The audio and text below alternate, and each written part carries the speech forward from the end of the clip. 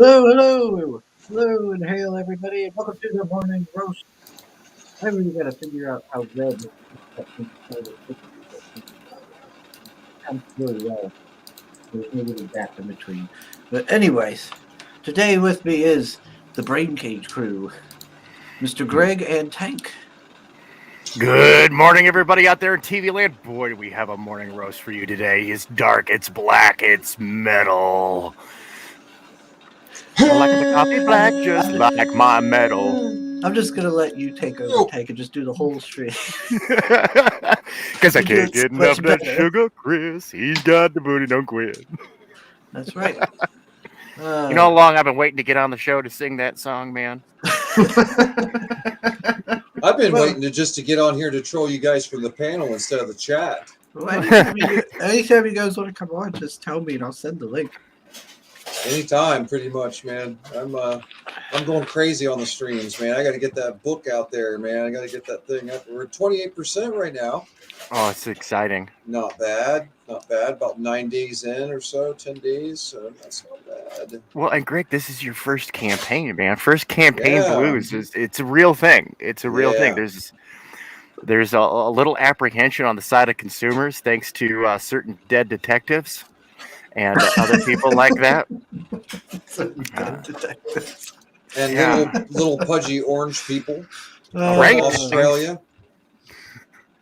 Oh, but what was I gonna say? Gosh dang it, Red! Everybody will be happy to see that Sim is here on time. So Not fully awake, but I'm here. yeah. So the reason why let's see, where did I just see that message? Here it is. Late because of the Great Dong Hunt. No, it wasn't because of the Great Dong Hunt, Pale Rider. It was because I was waiting a few minutes for Sim to hop in. Yeah, I was. I wasn't hunting the dong. I was hunting them big old nuts and then fucking just big Yeah, old hairy if- nuts if- in my face. Oh. If anyone hasn't watched Drunk Greg on the Brain Cage stream the other night and his obsession with nuts, so you might want to go watch that because he ends up insulting you halfway through. You know, what really sucks is I should have scheduled it so that other people were drunk with me. Because I did that on our stream, and then I went over to Michael T and Frog G's channel, and they were just all chill and everything, and I'm like, "Oh, I'm in here, motherfuckers!" Yeah, They're all mellow. yeah, and I was all belligerent and everything. Wolverine was pretty freaking. He looked like he was pretty tipsy, but it was more like a numb. He's drinking that liquor, you know. And he's kind of like. Yeah, but it's not a real drunk stream unless you got Risey Lee. Oh, no kidding. And then you don't have a stream anymore. Oh, yeah. No, there's a reason why people are like, wait, you've done a drunk stream with Risey? When did I miss this? Oh, you missed it because I had to pull it immediately because we had too much fun. Oh, I was pissed because I was like, the one time of the year I fucking decide to drink, and Risey's not drinking. The bastard. Pissed me off. I gave him shit over that. Oh, we got Frog G in the chat. He says, "Tickle the algorithm, smash the like, dingle the bells, and subscribe." That's right. It's Yeah, actually very nice. important that you hit that bell and receive all notifications because that is the ultimate algorithm tickle right now. And that's according to somebody that wears a hat, LDG. He's got his little hangout stream. It's a fantastic one. It's the waiting room.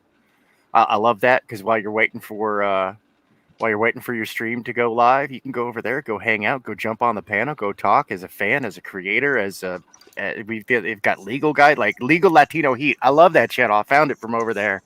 That guy's great. Anyway. LDG. LDG of Geeks and Joy. Let me grab. I'll go grab a link for that. So I read that wrong. I thought it said, "Dingle them balls, baby. Just fucking dingle them. I'm sure you thought that there, Greg. Get them balls. A little bit of Fremundo under there." Oh, we got Meredith in the chat. We got Pixel Trader. Hello. Yo. Who else we got in here? Hello and welcome everyone. I'm gonna go get some coffee. It's ready and it smells really fucking good. And What I'll kind be of right coffee you back. sporting, bro? What you got? Maxwell House Dark Colombian House. Well, then it roast. doesn't smell good, liar.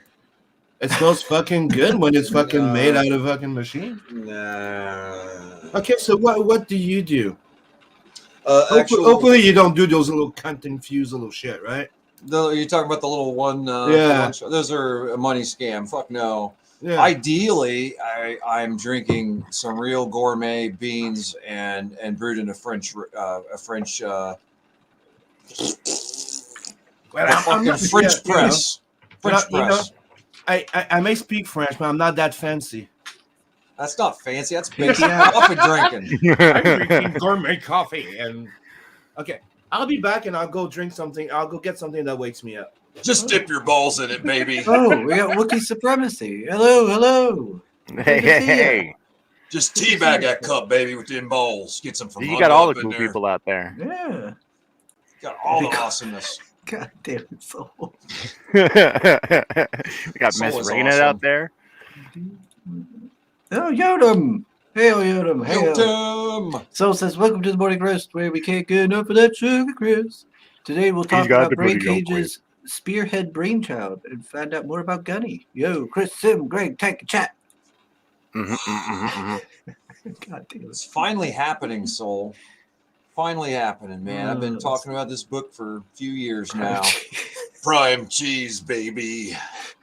I mean, Chris, it could be worse. It could be worse. I mean, it could be baby socks. Do. There's my buddy I Ninja. never heard that song. I heard everybody talk about how frustrated it was, but my niece was, it was after my niece's, time. She grew up, so I didn't have to ever hear that baby shark thing. Oh, my condolences. I'm sorry to hear she passed away. Yeah, that happened Horrible. over. I think that happened on Lord Crackhead's channel. They were talking about the dwarfs versus lions, and they were talking about coom coins and how they're going to make physical coom coins. And they're like, and poor B Rose said, "Yeah, you could put him in baby socks." And he hasn't lived the moment down since. Oh. He meant to say small socks, like dwarf-sized socks. But it was too late. The damage had been done. This is Comics Gate. It's just another thing to have fun with. We're desperate for somebody to fuck with, so. Miss Rena is with us. Hello. Greetings. All right. I think I caught up to the chat. All right. So tell me, gentlemen, something I'm curious about. How did Brain Cage get started? What's the origin story here? Well, I basically I've been trying for years to launch multimedia company, launch movies, all this different stuff, and a lot of talent just was flaky. Some of them like mentally ill in ways that they can't work as a team. All this different stuff. This is many years going around the country networking. I'd finally given up. I was like, I'm just at this point, I'm worn out. I'm just going to be like, I'm just going to go for the normal day job and the blah, blah, and just fucking say, fuck it. I'm getting old anyways. Fuck it. And I saw EVS's Brie Larson video. And oh, man, I was one of those like 60,000 or so that sub to his channel, from that, like in a short time over that video. I think it was something like that. My monkey brain forgets things like that sometimes, but I think it was like 60,000 he picked up just from that video alone, and cracked me the fuck up. And then I found out about this Comics Gate, and I saw like Ethan's awesome art, and I was just thinking, man, this community might be the place to actually find some real professionals for a change, instead of all the rejects that could never really make it, like just because they're unstable, they're unable to work in a team. And goddamn, was I right. I have assembled a dream team that I'm ecstatic to be a part of it. I'm so lucky to have this going on after so many years of just failure. It's rough out there for a creative, especially if you're a heterosexual white male. I pretty much saw all the opportunities go to gay guys that are just expressing my sexuality. What, you're male? No, I don't do postage. But then then it also went to the rich hot chicks, and that's everywhere I went. I would get into a network, I would impress people, and then it would all go to the gay guy or the hot chick. And I got sick of it. And here was Comicsgate, a place where there's men's men. There's guys that can real talk, and we can fuck with each other and not get butt hurt, and shit's getting done. And so it was EVS. He inspired me in a big way that I hadn't been inspired in many years by anyone. I got that motivation back, and it was enough to get out there, start networking. And I just looked for people who had a similar vision or were interested, and had talent, interested in doing something like that. And the rest is just, Mm-hmm. Yeah, so I asked for the origin of Brain Cage. Instead, I got the origin for why Greg loves balls so much. Oh yeah, baby, and balls. He's like, all these roles are going to gay men. Well, that's Gurgle, why gurgle. that's why I'm about them balls, man. I'm because a lot of you motherfuckers are gay up in here in CG, so I'm thinking maybe this might be another place that that is going to give you the key to the city if you're gay AF. Maybe. Let's see. So Greg didn't get a quota for being a chin beard minority.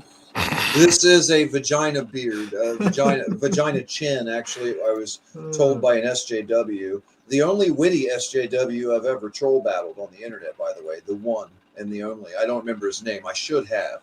The vagina chin was pretty awesome. I was after he called me that, I was just really, all right, you win. I'm not even mad. All right, fair enough. All right, let me bring up Gun Demon here. You can have worse things on your chin than a vagina, people. Like balls, baby. Like a fist. Well, a fist, yes. Craig, random, but hello, Craig. Like a knuckle sandwich. It's it wasn't docked in my but chin. you're still correct. Oh man, that coffee feels good. Actually, the whole reason I came to Comicsgate was to turn Soul Ion onto Vola, and it worked. So I win. I can leave now. Just quit. Done. Yeah, my work is done, bro. Back into outer space. All right, so right here we have Gun Demon. Log line of Gunny to his friends, death to his enemies. Yes, he's a demon and he's got friends, and that's why he doesn't want to kill us. So essentially, in our universe, our Brain Cage continuity universe, the planets Heaven and planets Heaven and Hell have been warring on Earth, for thousands of years. And in a latest mission, a new type of humanoid demon is created and sent to Earth on a mission of destruction. And once he gets here, he feels joy for the first time, which the other types of demons aren't able to do. He was given a little bit of human DNA, developed a limbic system in the brain, which is the emotional center. And once he got over, he's like, wow, this place is really fucking cool in comparison to hell. And he made some buddies, and he just didn't want to bother. He didn't want to go, be a part of the war or nothing. And until the major destabilizing effect happens, and an ancient power is awakened, known as Abaddon. And Abaddon, without spoiling anything, Act 3 of this book is like a disaster movie, and I'm going to feel really guilty and feel really bad for subjecting Gunny to this horrible experience. Luckily, he's not alone. We have the mighty Mechalor, who comes in to help out Gunny, and we'll see what happens there. But it's that's Gun Demon. This is going to basically give you the first guide to the Brain Cage universe. It's gonna let you see how some of this stuff happens, and then the next book that comes out, World War Hell, is going to thrust you right like into hell on Earth, back around the end of World War II. What you're going to get with this campaign is you're going to get 38 pages of Gun Demon #1, first of a 4-issue series, which covers his toddler stage of development. and he's going to be growing throughout the series. A lot of character growth going on here, and it's the first. And you're also going to get 10-page World War Hell issue number 0, which is going to introduce you guys to Blitzkrieg and Prang, 2 of our badasses. Blitzkrieg especially. He's like kind of our Wolverine or Venom, like Ripper style character. He's not much like them characters, but he's a Ripper type, you know? And we're really proud of all these characters. So you're going to get, and this is something we're going to do with each Brain Cage release. You're going to get, from an issue 1, you're going to get a 38-page of the current campaign, 10-page issue 0 of the following campaign. And that way it, it gives you guys a chance to preview what's coming. The 10-page is unique from the first issue of the following book, though. There are short stories that stand alone. But like a Maki, I believe is what you call it, Tank, right? Maki, a side story that pertains to the main story, but is not required by the main story in order to enjoy either or. Yeah. Yeah, I don't speak Japanese because I'm heterosexual, so I had to call on you to clarify there. But what we're going to have here is that's Abaddon right there. Now what you see here is the variant cover called the Bad Day cover, and this is a special moment in the story that I think even in the comic book is going to be really scary, and it's a pivotal moment in Gunny's development right here. I'm not going to spoil exactly what happens, but you can imagine when Abaddon is staring at you, that from this close, you're having a bad fucking day.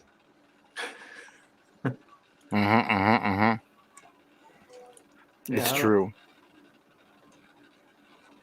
Christian Rossi and Paul Billick cover. That's called the Fight and Flight cover. And I'll give you a little hint. All of our covers have, they're telling story. And so you can see some details in there and see some things, it'll give you some hints, but there are no spoilers. But right here, you can see he's kind of got a determined look on his face, and he looks angry, and he's more focused.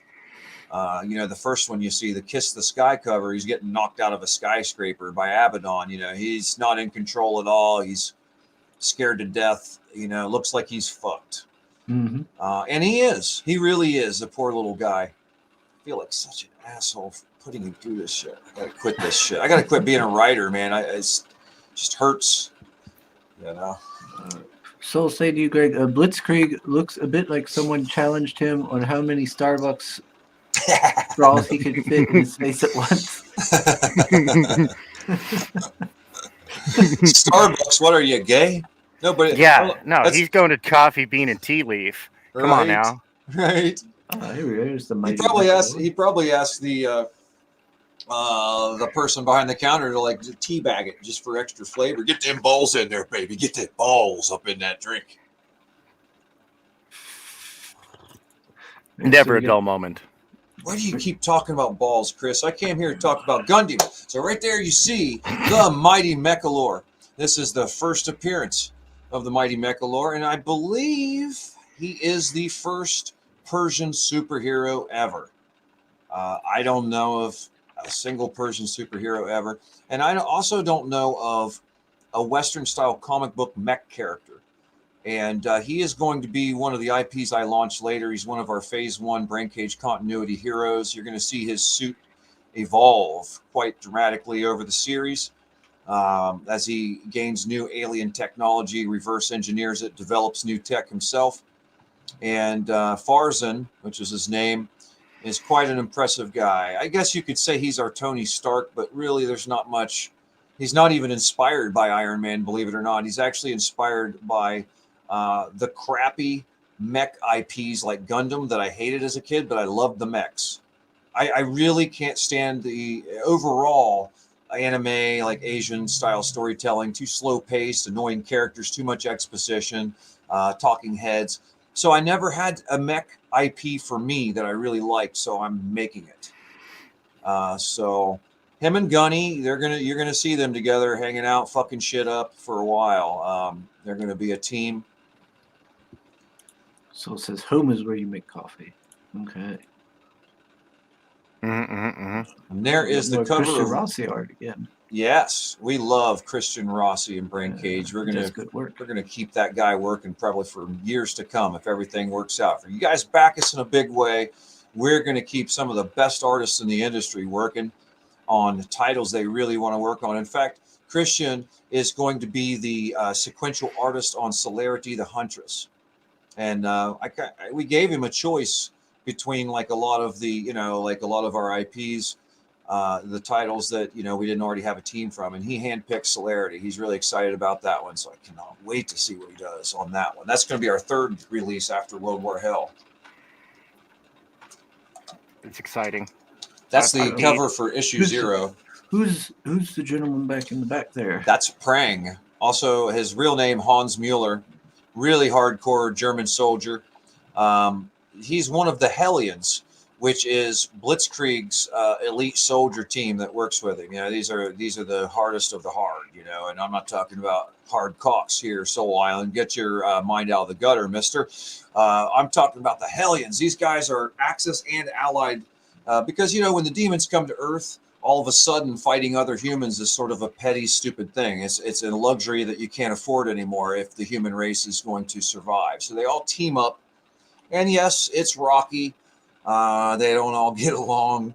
You can imagine some of them maybe killed some others' buddies. I'm not going to spoil stuff, but man, imagine putting the worst, the most bloodthirsty enemies against each other. But still, when it comes down to the survival of humanity, some of these they find their heroism. They find that strength to protect planet Terra, also known as Earth.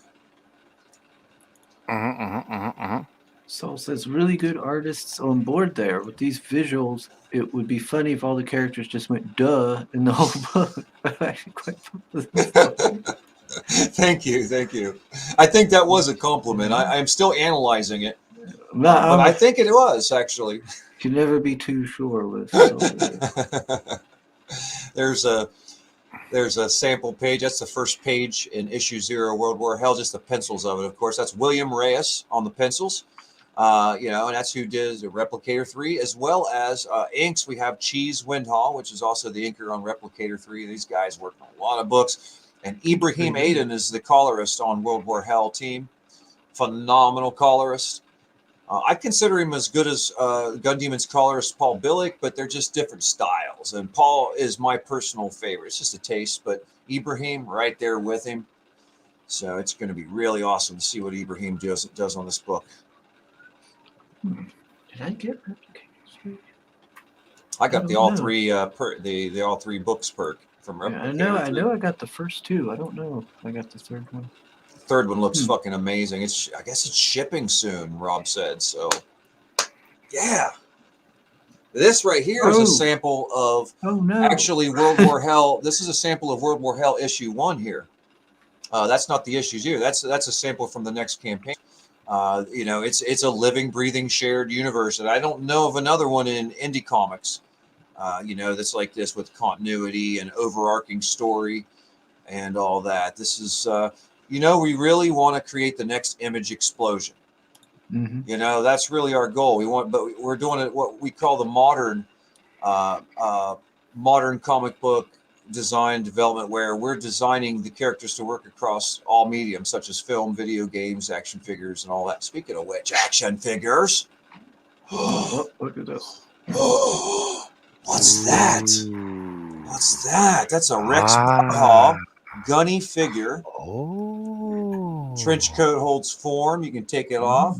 He's going to come with accessories. Yes. There's something like, I think 26 points of articulation. I need to confirm that at some point. Anyway, he's very articulate. Even the torso bends down in, and back. I think Rex Barha, who made that prototype, did say, and I quote, "too many points of articulation." He said too many articulations. But this is, we're going to put here pretty soon. We're going to put 4 of these. They're going to be numbered. They're going to be kept very rare. If those sell, we'll probably put another 4 up. But I don't think we'll put any more than that. This is the prototype here that you see. It's going to come in a box. It's going to be designer and pro looking, and all that whole deal. And we're dealing, boys. Okay. This feels like a bit like the figure I see from Spaceballs. The quest for more money. But see, this is the difference. So big. Yeah, this is the difference though, is I don't have any money, so it's not for more money, it's just for money. I saw nothing. I didn't see you playing with your dolls. Soul wants to know what's your social media of choice, Greg. Do you have Facebook, MySpace, or Insta? Actually, my social media of choice is no fucking social media at all. However, I don't have that luxury. Twatter has booted me permanently, or at least until I can buy a VPN program and get a new account going. Facebook is where you can find me the easiest. I have a Gun Demon page. There's Brain Cage Multimedia page, and Gregory L. Levitt is my profile page. There's Blitzkrieg. That's designed by Carlos Villa. Carlos Villa is our head creature designer in Brain Cage. Phenomenal. He's designed all the demons. Man, look at that. Look at the fucking form, like the forearms, the claws, the fingers. That's a ripper right there.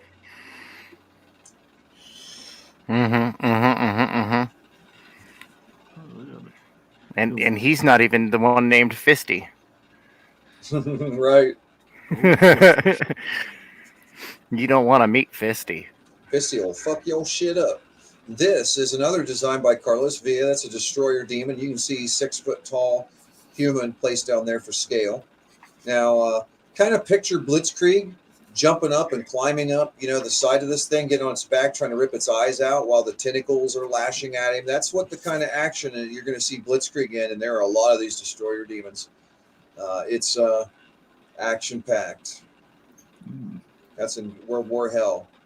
And see, World War Hell begins at around the end of World War II, and it affects the continuity, like the world that you're going to see in Gun Demon, which starts in 1992. And then some of the other books are going to start modern day. Eventually, all the characters will be teaming up in the modern day. But I will say this, really no politics in it. And that's a conscious decision. We decided in our Earth, there's none of this Vax hole shit, this Max hole shit, or any of this fucking SJW dumb shit. Antifa shit, none of that bullshit. You know what the humans are worried about? Super fucking villains wrecking the planet. That's what they're worried about. This is fast-paced superhero action. They're worried about not dying. Yep. Hey, man, important things. Man to be, and it is where you make the coffee.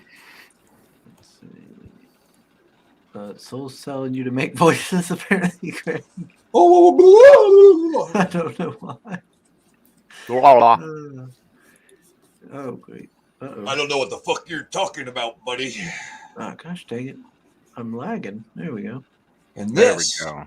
This is Prang, which you saw him in the background, in issue 0 cover of World War Hell, designed by Chris Oak, one of the absolute best character designers ever. We miss you, Chris. We miss him dreadfully. Come back to Florida. Please come back to the team, bro. A lot of people in Comicsgate want to see more of your amazing art, bro. Just, this is where you belong, man. You belong in professional comic books and art. And look at that design, man. This is something notable. He gets really meticulous in detail. Every panel of that armor, that diesel punk armor you're seeing there, those are all parts from actual World War II vehicles and equipment repurposed into this armor. A lot of artists would have just been like, okay, I'm making cool metal shapes here and a metal shape there. It makes no sense. Not Chris Oak. He did the research. He knows what the fucking screwdrivers that Russians had look like. He knows, you know what I'm saying? Like just for this project, and meticulous. And that's what we love in Brain Cage. We have high standards. Yeah, it looks like he has a dual linked MG42s there. Yes, good eye. He does. You called it. Yes. That's exactly what it is. That's Prang. I'm really happy with the name. I'm proud of it because Prang is a World War II military slang word for to smash or bomb a target. I thought that was pretty appropriate for this guy. Yeah. Let's see here. I actually have something that's indicative of the quality of the sketch card right here. This is a sketch card I did for Hero. I love that story. My kids love it. It was a really good one. So he ordered a sketch card from me. So this is the kind of like detail. You can notice there's the turtle snapping in the background, the main antagonist for the in that story. I had a lot of fun doing this. I want to put like jam a bunch of detail into these. I really want to make sure. Like here's for scale, so y'all can see what size pens I like to work with when it comes to the sketch cards and stuff. I want you to get something super high quality. Greg and I, we had a knockdown, drag out brawl as to the pricing of this. And I was like, no, we're going to offer these people a great deal. I'm going to give them a $50 deal for $25.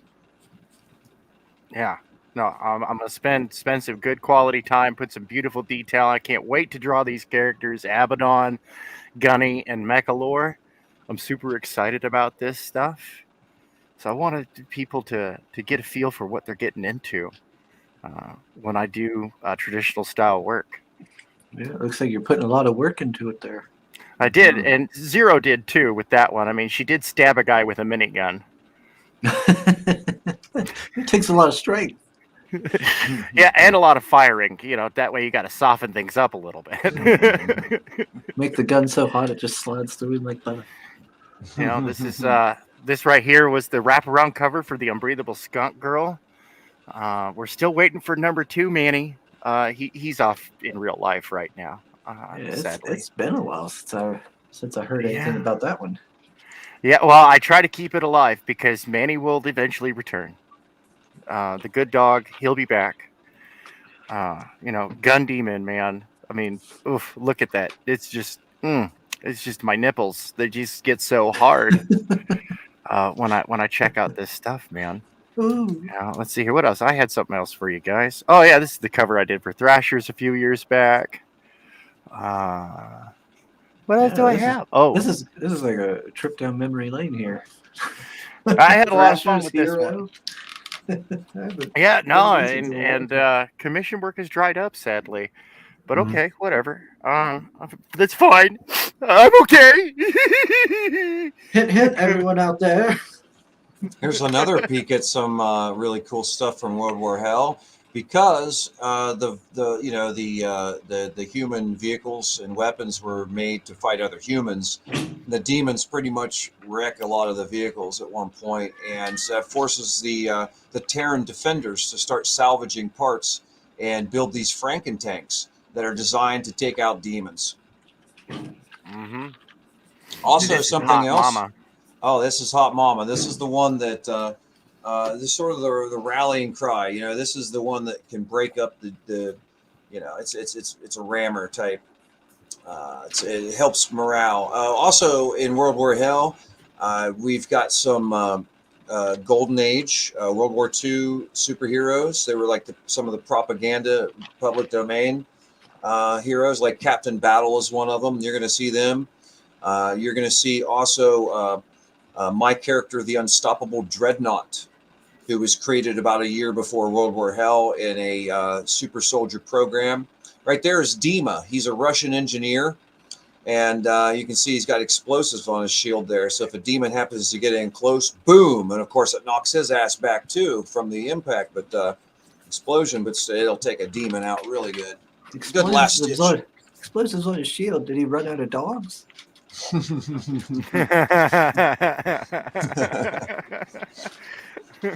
Those poor tankers. Good old Dima. Here's the Destroyer Demon. That is the heavy cavalry for Hell's Army. And you will see one of those briefly in Gun Demon number 1. This is one of the things that trains Gunny on planet Hell to prepare him for the evil mission on Earth. Mm-hmm. It's that fella does some good like, what is that, 3D stuff there? It's a combo, yeah. It's pretty interesting. Combo. That's Carlos Villa. He's phenomenal. And you can see this this triptych here. This one was done for promotion, so it's just, you know, all of them sort of lined up the way that they'll be. But what the reason we show it like this is later on, after we fulfilled the backers, we're going to sell in local comic shops, LCSs, and the retail cover of issue 1 is not going to be any of the individual covers. It's going to be a triptych of all 3. So our backers are the only people that will get the individual covers. And that's just one of the many things we're doing to show our backers how much more important they are to us than Walmart. They rectified that. They rectified that. They rectified it as more fucking like it. But anyways, they fixed their business model. They did. I was real hard on them for a long time, and I referred to Brightweiser as Chicken Boy. But I may still refer to him that is because that's funny. But they did fix their business model. I'll give credit where credit is due. Yeah, I wouldn't know. I haven't been paying attention to them since they killed a lot of satisfaction among some backers. But I hope they do clean it up, and I hope they do do what's right. I want to see people doing what's right in CG because it affects us all. What creators do here affects every damn one of us. Yeah. Those the bad ghostly detective, bad Korean mangers, bad. Yes. No, bad. Yes. That Korean manga was like a son to me. Mangers. Oh, Dreaded Dinosaur's here. Hello, Mr. Hodson. It's good to see the Dreaded Dinosaur. What's with the manga hate here? Liam, long story. It's not that long. Mangers. It's not that long. Liam was on our channel, and Wiggle came in, was making him face the grift that he pulled on a lot of his backers, including me and several others I know, where we didn't get what we backed. Liam? Yeah, Liam. We call him Liam. He's a little lion snake. He claims that the fuck up with the books being printed backwards and all that, and completely out of, completely discombobulated. He says, "Well, that's Korean manga," and everybody's like, "Liam, we know that's not Korean manga. Your shit is fucked up. Take responsibility," and he refuses.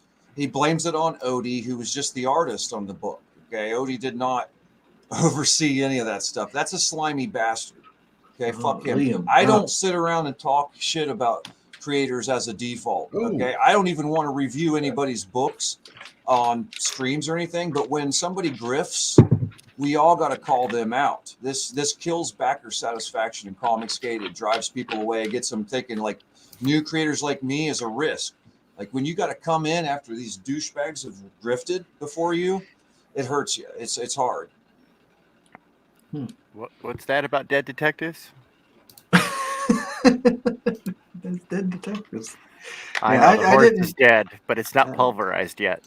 I didn't back Liam's book, so I don't know because mainly because it was so expensive. So I was gonna say I did, but I wished I backed the colored edition. Oh, dude, Sim. Speaking of beautiful colors, I love that. I love that. I'm looking forward to reading my copy. What's this? Oh, look at that. Oh. Yeah, I'm recoloring those old pages. Like Dude, you have grown so much as an artist, ma'am. Oh, thank you. Holy cow. I'm very proud of those colors. Yeah, hey, I like it.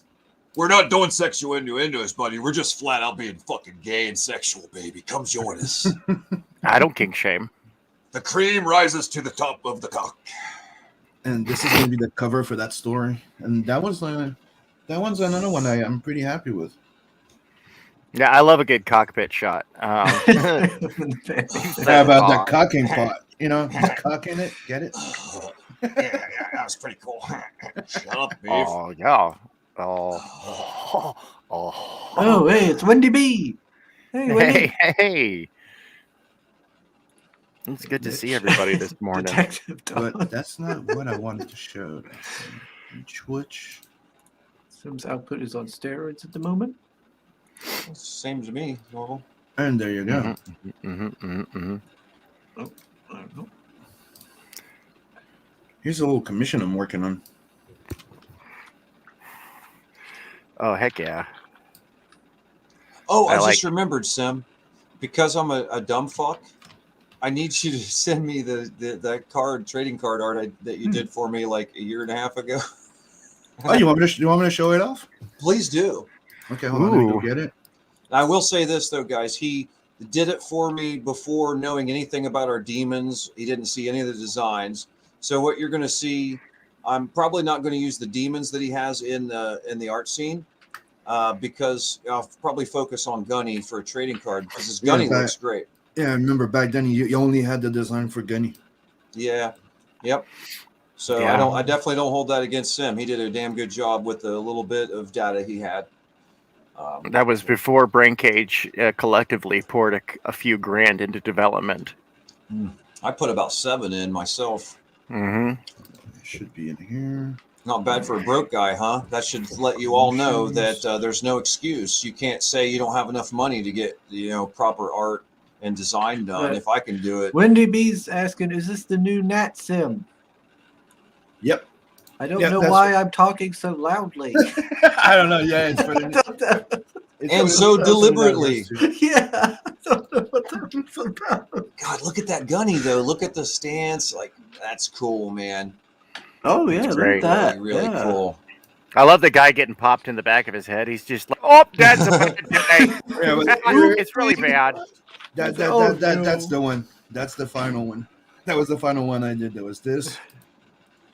That was without the framing because he told me, because he asked me to remove it, but that was the original piece. Oh, I love the framing on that. That's it's gooey. A bullet hole, yeah. Like, there goes my beautiful singing voice. I do love that demon's face though. He's like, what just fucking happened here? Yeah, I remember that he told me, he goes, he has two, he's a gunslinger, he has 2 guns, and he jumps around like Spider-Man. I'm like, well, he's just gonna leap over a guy, shoot him at the same time.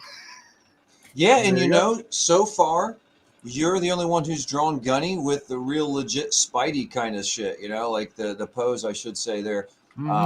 Christian Rossi did, kind of too with the fight and flight cover art, but that right there is a lot of how I imagine Gunny moving around in combat.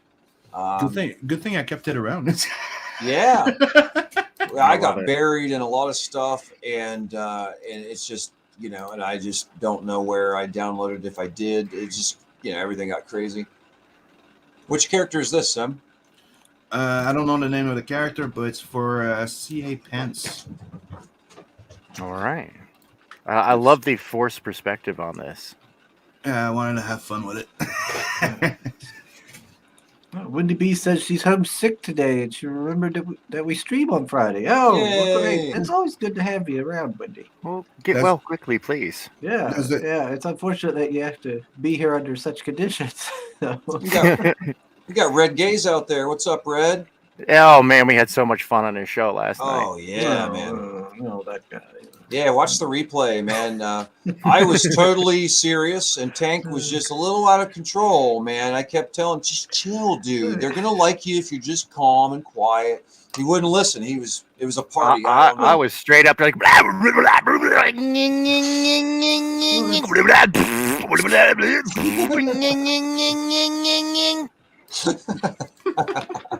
So it's how it always is with you, Tank. Can't control you.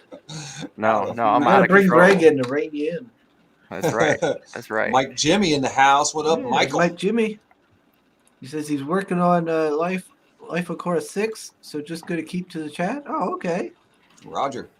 Oh, I love to hear that, man. I love to hear that. I showed my a couple of my sons some of the artwork from the Life on Korra, and I was like, all right, so this is the next thing I'm getting. You guys are going to be earning. If you're interested, and they're like, oh yeah. What do you need done? And I'm like, well, I need X, Y, and Z done. And bam, they immediately got to work. I'm like, gulp.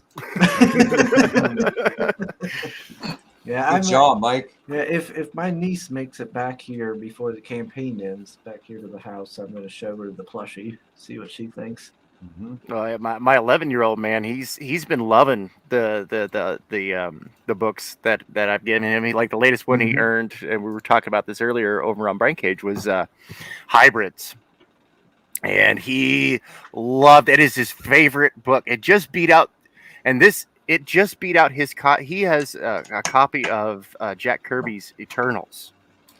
which was his favorite book, and I loved watching him read that book to pieces, the Eternals book. And now he's reading his hybrids to pieces, and that's a quality book, like good printing, good like high quality print, and he's reading it to pieces. He's already gone through it like a dozen times, and I'm so happy. I love to see that. I love to see that so much. Mm-hmm. Yeah, and I'd like to comment right there.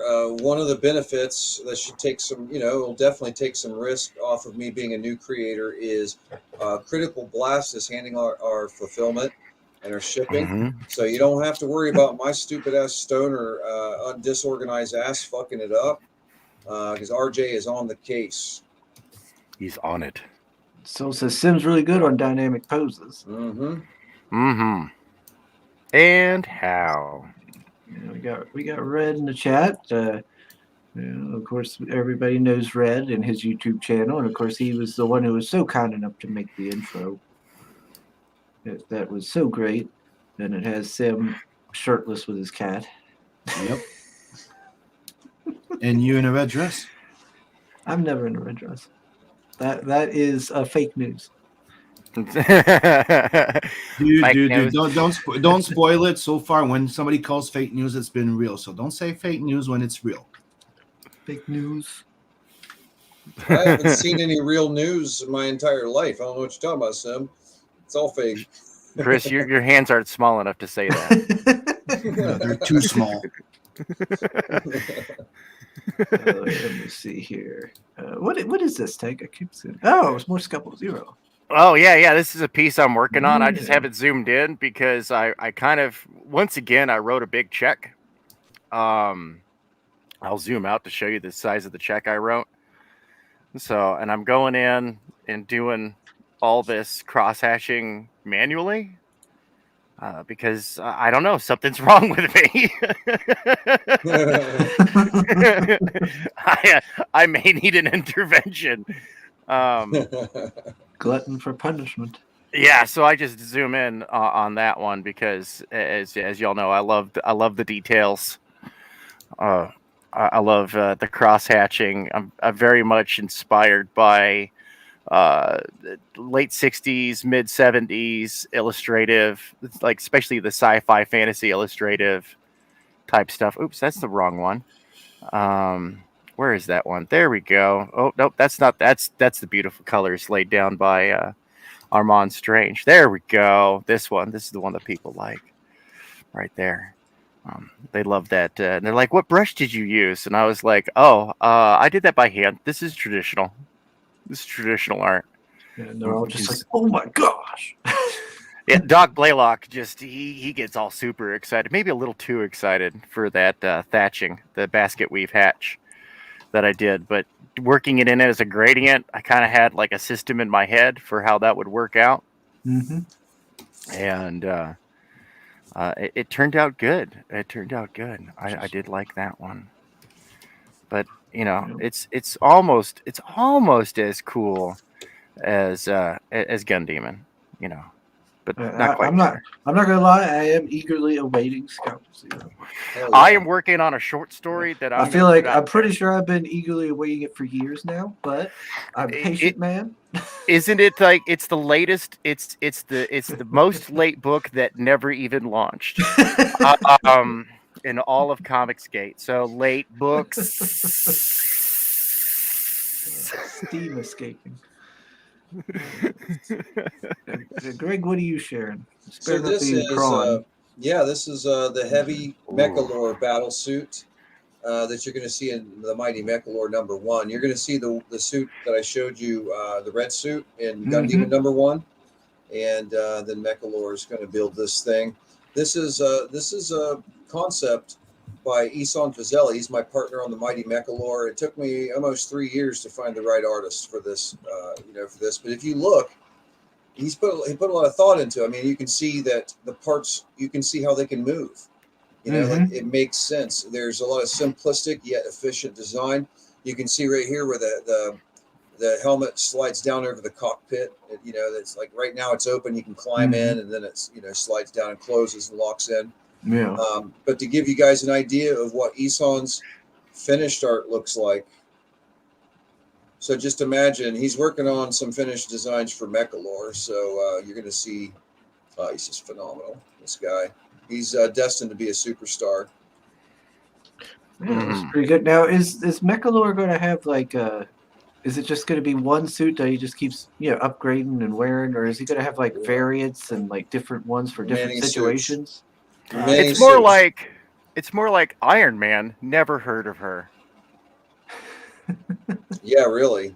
That Mechalore suit, like you're seeing the first prototype suit's the one that you see on the Gundam page, and then there's the heavy Mechalore suit, and then you're going to see throughout the Mechalore series and other books too, because they all cross over. You're going to see him, discovering new types of alien technology, reverse engineering it, and developing his own tech, building new suits. And the suits, of course, have their own sort of functions and specialties. Don't get too excited, Red. Johnny's not here anyway, so it's all good.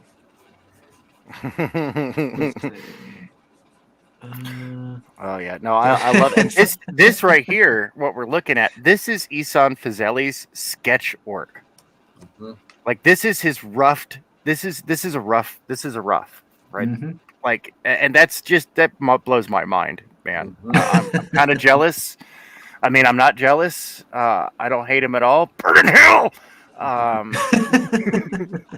Damn you! Well, this is why I had to make the Mighty Mechalore. Is ever since I was a kid, I've always loved mech suits, but I never liked a single IP that has mechs in them. It's I didn't like the stories, I didn't like the characters, especially because most of it's like Asian storytelling where you got like a guy like on Gundam, for example, villain sitting there for 10 minutes, his head not moving, just his lips moving as he through exposition tells the audience his entire plan. Boring as fuck. I hate it. Even their world development makes no sense. Like one Gundam suit's fighting many fleets of fighters, so it's like, why make fighters? Okay. They're just mosquitoes to swat. It's just, none of it makes sense to me. I always hated not just Gundam, but all the other ones. I never found a mech IP. So you know what? I'm creating a Western comic book mech IP, and that will finally satisfy me, and maybe some other people too in the process. I think it will. I think a lot of you out there have probably been wanting a cool, action-packed Western style, as in Western, as in our hemisphere, style mech IP. And, you're going to see Gunny in issue 1 of Gundam, and you're going to see Gunny cruising around on top of the mech suit, like climbing on it as he's flying through the air and shooting down. And Gunny loves to go fast, and he loves to fly through the air. So these two are going to be a really fun team. I'll go ahead and show you guys another of my creations. Ben Phelps and I are the co-creators on the Unstoppable Dreadnought.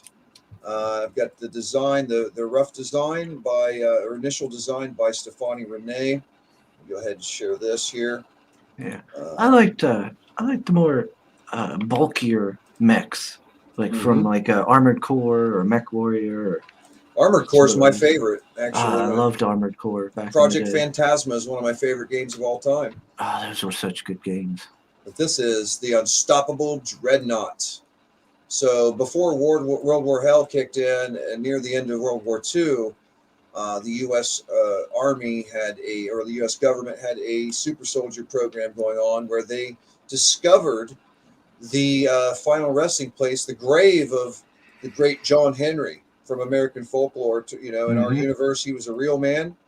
And something special about this character for me personally is I'm really tired of the attitude that humans aren't enough.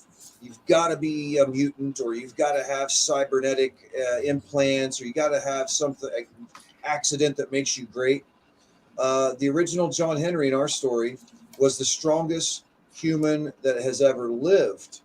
And it was because of a genetic mutation, which is, happens in nature all the time. This is a natural, he didn't need some gamma ray explosion or something else. The strongest, our Hulk guy is human. Well, he's a clone of a human. Let's be real there. But, this is Stefani's, this is a rough design for Stefani, which is fantabulous. We're still putting it through the suit through the ringer. You know, it's going to have some upgrades, including and changes, including the mask. But this is a hell of a foundation.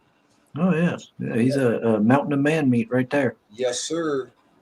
He's amazing. I cannot wait to introduce him later. Especially all that man milk, baby. He can produce. He reminds me a bit of Amazo in Justice League. Remember Amazo? I do not. Oh look, the metallic character that could technically copy paste everybody's power just by looking at them. We got John Celestri in the chat. Hello, sir. Oh, good to see you. Yeah.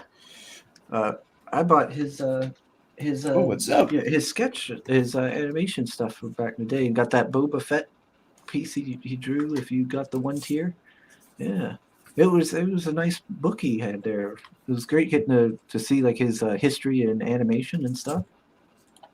He did good work. Cool stuff. And speaking of Stefani Renee, by the way, in case you can't tell, Stefani's one of my favorite artists. Period. I believe he's going to be a superstar one day. If not, if it doesn't happen, there is no justice in the world. This is Stefani's contribution to the Brain Cage universe. This is his character, the Scarab. And power-wise, I would say he's something like a hybrid between Batman and Havoc. He's like a vigilante. You see, he's a heavily armored vigilante, and he also channels a sunbeam. He channels the power of a sun. Oh, that's interesting. Yeah, it's going to be exciting, man. Look at that. Look at that. Beautiful page composition. Yeah, I remember when Stefani was first talking about this Scarab person, this character. I love that Thomas Moya is in the background. Yep. No, nice I haven't heard from Stefani in a while. Have you guys heard from him? He's busy. He's very, very busy. Yeah. It's difficult to get him in a meeting. In fact, I haven't been able to in quite a while. It's crazy. It's like the guy works for a living or something. Yeah. Yeah, I remember he had gotten sick and everything there a good while back now, and I haven't got to really hear from him since. Scarab. I'm so excited for this. I can't wait to see Gunny and the Scarab and Mechalor fucking shit up together, and Dreadnought and all these characters. That's what a shared universe is about, guys, and that's why we've put already a few years of development into our universe, is so we can get great characters like that together. John says he's just hanging out. He's finishing up his book too, outputting the files. Awesome, great. That's exciting. Mountain of man meat. Oh yeah, man meat with balls, baby. Greg sure does like his balls. That's weird, dude. What are you, gay? What you talking about? Just a little. Where is it? On the inside. Okay. Let me see if I can. Let me see if I can bring this up and make it work here. Does this work? Here. I am Peyton Lafferty, and I'm a ball hog. A what? I'm gonna get in trouble for that one. What'd she say? It says I'm Peyton Lafferty and I'm a ball hog. and then she looks like she's she's playing for keeps. Like, you're not getting them back, bruh. No, I think she's fishing for simps is what it looks like. She got to deep fry them. A little seasoning salt. My friend told me about that, and it was something. He told me that it didn't work, and I was some dying. panko breadcrumbs. Hey, we like ladies that like balls, you know. They're good for the ecosystem. Jesus. Oh, Lord, let me scroll up here. Go up to the top. We're at 28% last I looked. All right, let me refresh it, see if there's any momentum. Oh, dang it. Still 28%. We'll get there. That's all right. We'll get there. And I'll tell you, I mean, if we don't get the full amount, I'm going to do whatever I got to do to pay out of pocket to get the rest of it, you know, like save up for a few months, whatever's got to be done. But this book is going to fulfill. There's no doubt we got to get it done. But the more money that goes into this campaign, the more Brain Cage can do. You know, we want to put it all back into making things happen. And so please share it out there. Back the shit out of it. build this baby. Yes, please do. Build Yes, it. Donor just says red dress sugar channels the power of the dog. God. Pale Rider, I want to hear it. I don't think Greg and Tank know of you all's latest shenanigans, and they don't need to know. I What did don't, they but do the word again? dong is just funny by default anyway. But I'm an inquiring mind. I I must have know. to know. No, you don't. So what happened again? I want to know too now. You already know. You were in that stream. Don't play dumb with me, Sam. Don't get all ballsy, baby. It puts you in danger from Greg. Baby. Buddy? Sugar's a hearty up the irons from Duckles if he can't make it, but sends his regards to you. Oh, okay. Well, still, we always appreciate Dunkle Zipper. The more We ice appreciate cream, everybody out there. Soul says the more ice cream they eat too fast, the more brain freeze can happen. I don't know. That's why we have to escape the cage. You know, we got to break the cage. Brain cage, break your cage! Dun dun dun! Creators Sugar Outlet says, "Shut the f up, Sugar Dong. Is there a red dress variant?" No, there isn't, Greg. Sugar I'll dong. answer that for Greg. No. But there is something really, really cool. Is we are also in this campaign launching the first Battlegate collectible trading card game deck. Our game Battlegate is designed to be somewhere between Hearthstone and Magic the Gathering complexity. So it's just not too much, but it's more than not enough. I always felt Hearthstone was too simplistic. You know, a lot of people do love it for its simplicity. I felt it was too simplistic. We're somewhere in the middle there with our basic version of Battlegate that we're launching first. We're going to every single Brain Cage title, including our Brain Cage unlimited titles, will all get their own themed Battlegate deck. And as soon as I can get enough money to do this, in addition, we're going to put up a Brain Cage website with a web store and get commissions done to start making decks for a fantasy world that I've been developing off and on for about 34 years called Aeonar. It's high fantasy. And we're going to do that. We're going to do like several decks. I'm going to do a bunch of decks eventually in Aeonar because I have hundreds of characters I've developed over the years. It's a very well-developed world.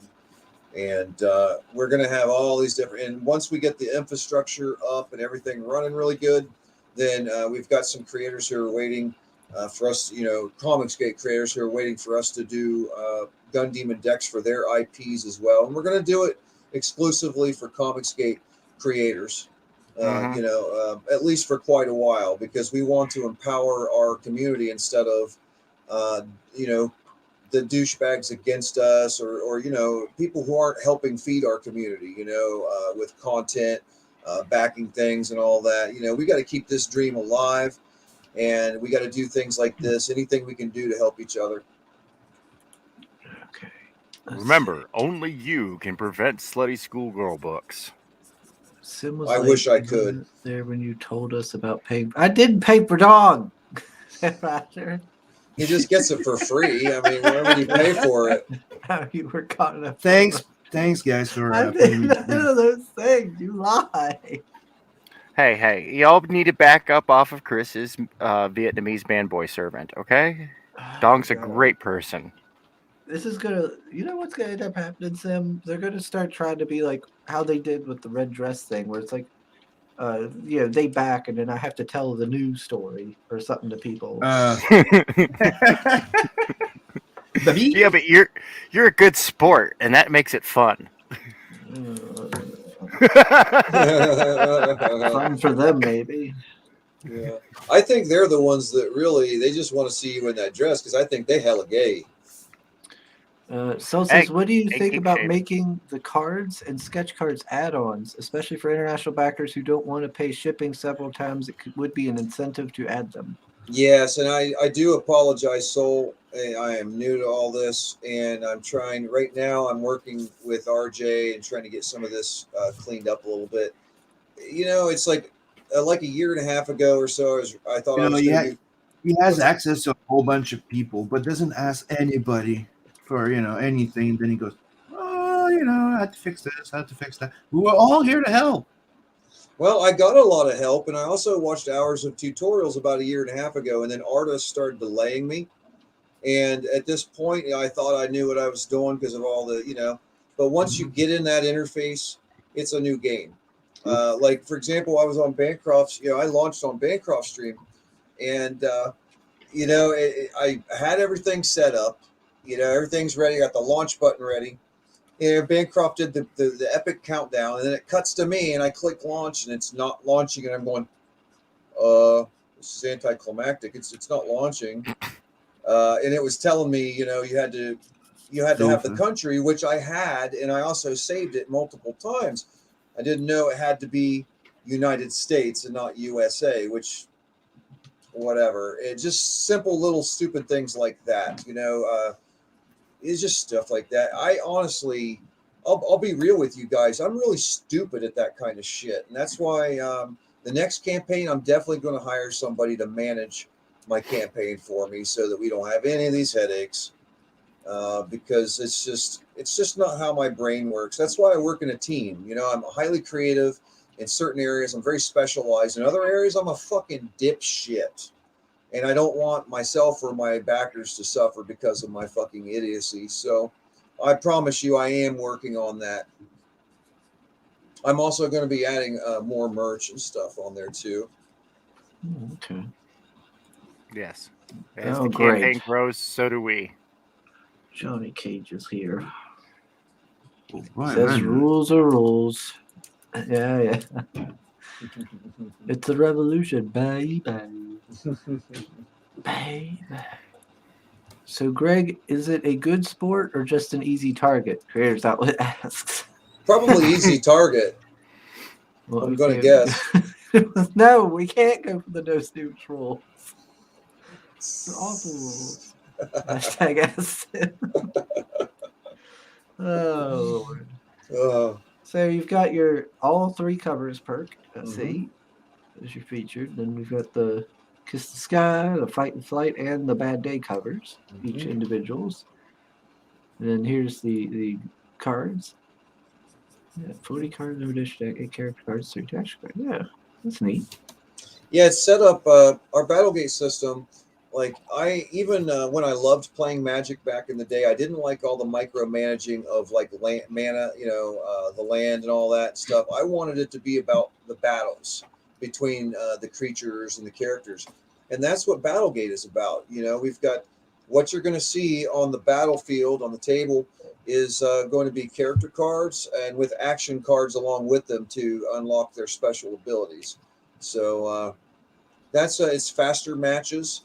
Another thing too with Battlegate, we're basically doing the exact opposite of what Magic the Gathering has done, which has pissed off and ran off a lot of their fan base. Which is one of the things which ran me off is that they fucked collectability by bringing out new decks that rendered older cards obsolete, and each new deck has all these new mechanics. So like, a new person coming into Magic the Gathering, holy fuck, what a mess. Where do you start? I mean, all the rules you've got to learn. I've managed to condense, all these different abilities and different types of, mechanics into a simple to understand,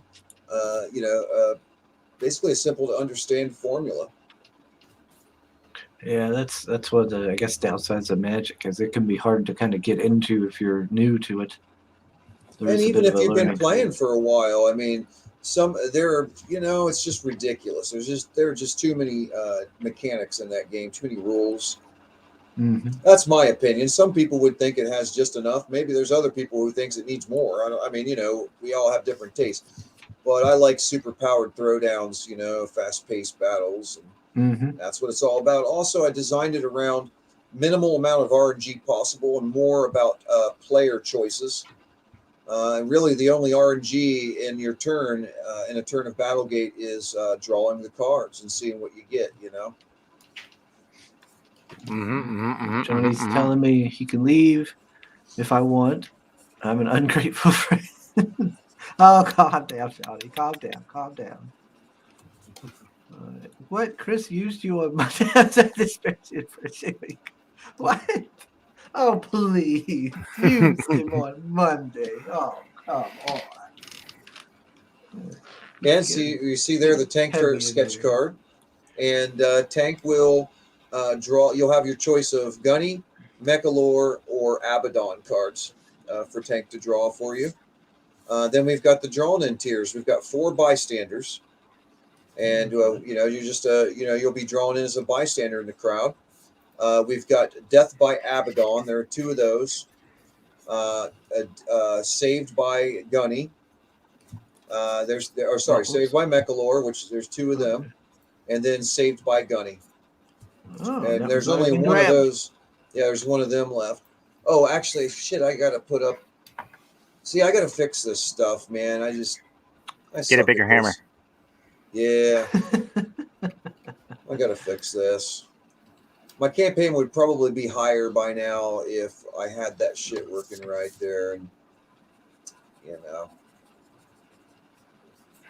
yeah, I forgot what I was gonna say. So there's that. So do we know how you're getting killed by Abaddon? Brutally. It will be very brutal. I'll talk to. Well, this is the thing. I've got the story set, so I don't want to spoil.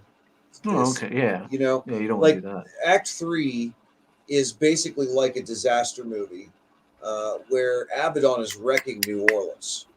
Okay, worse than Katrina did, and that's about all I want to say about it. So It's a high octane, man. It's exciting. It is. There's a little. Also, this is the thing. I lived in New Orleans in '92. It had a really unique atmosphere, which I don't think we'll ever see in any other city ever again.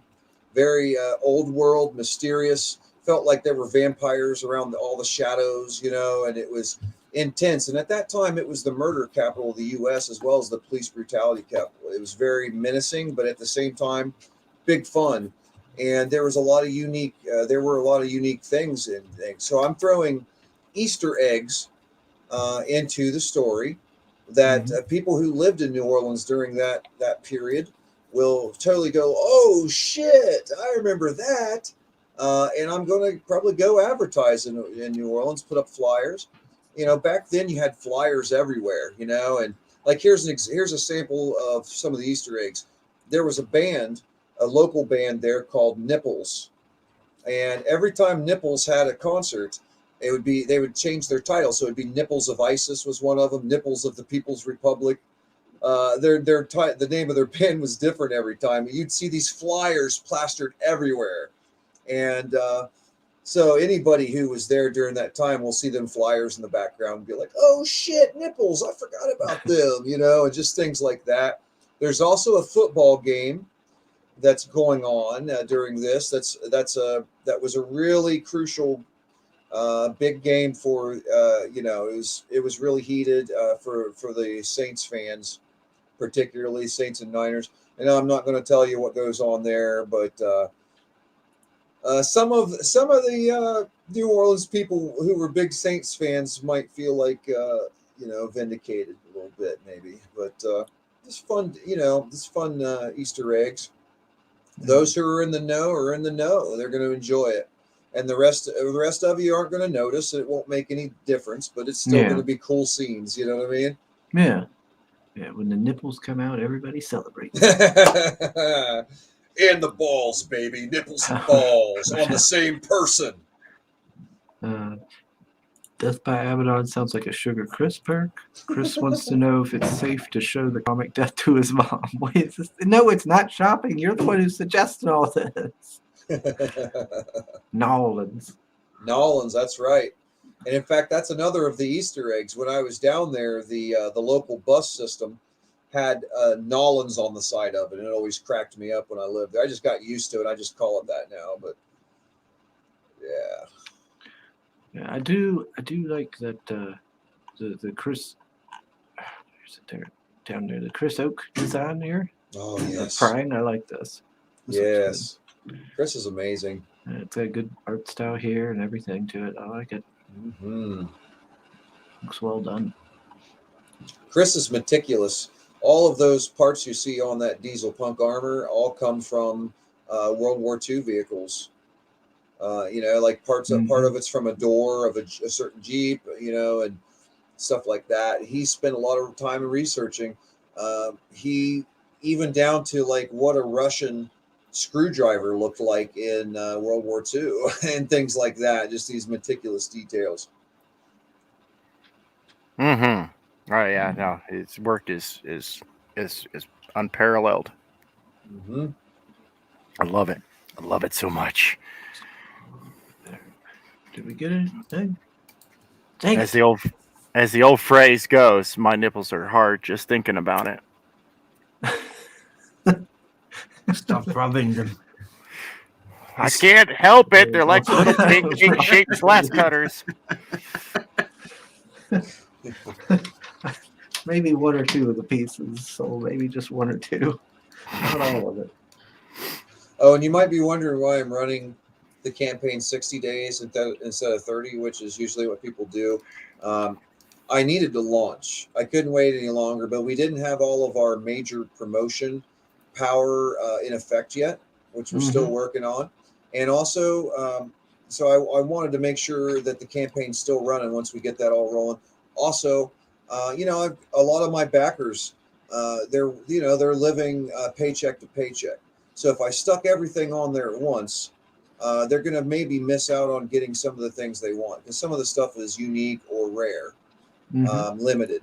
So I'm spreading that out over time through the campaign, and we'll see how it works. It's an experiment. We'll see how it works. I'm confident we're going to fund. So it's good to try these experiments instead of just being monkey see, monkey do. Get out of here, bots. Gosh dang it. Those damn things, man. Who brought them the fuck in here? I just blocked him. Get out of here. They're How'd in you get past every the block? Yeah, they're in every single stream in CG now. Jeez. All right, here. I'm gonna Johnny, as a olive branch. Here, I'll put this up for you. Here's an olive branch to you, Johnny. Oof. That's ridiculous. Here's some Weebery for lewd Weebery. Yay! There you go. There you go, Johnny. That's for you. That's ridiculous. All right. That's where Ninja Milk comes from.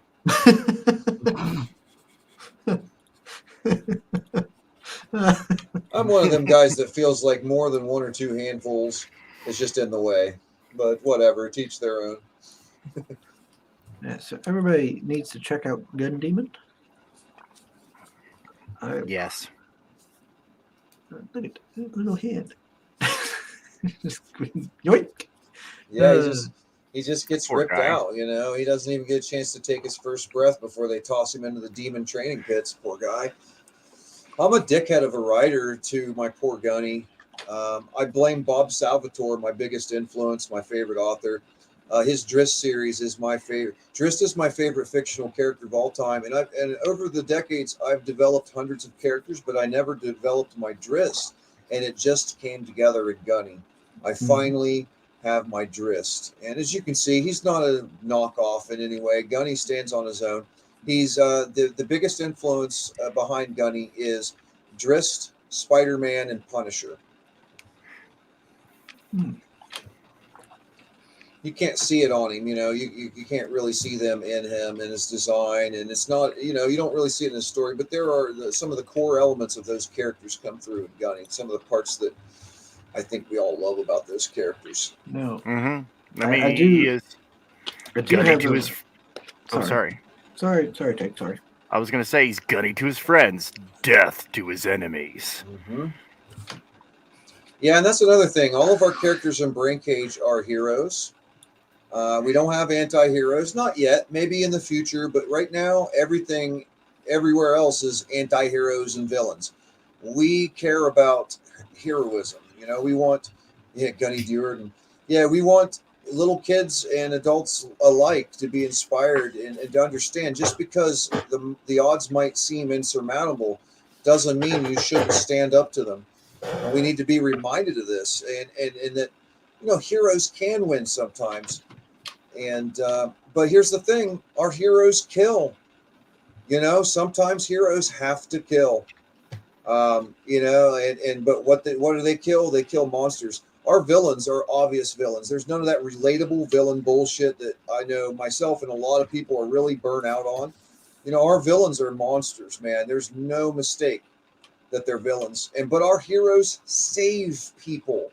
That's what heroes do. It doesn't matter if a hero kills or not. What matters is they risk their own lives to try to save people. That's heroism.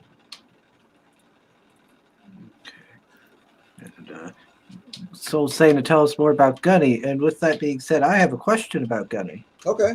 So I hear I want confirmation that Gunny does not have a dong.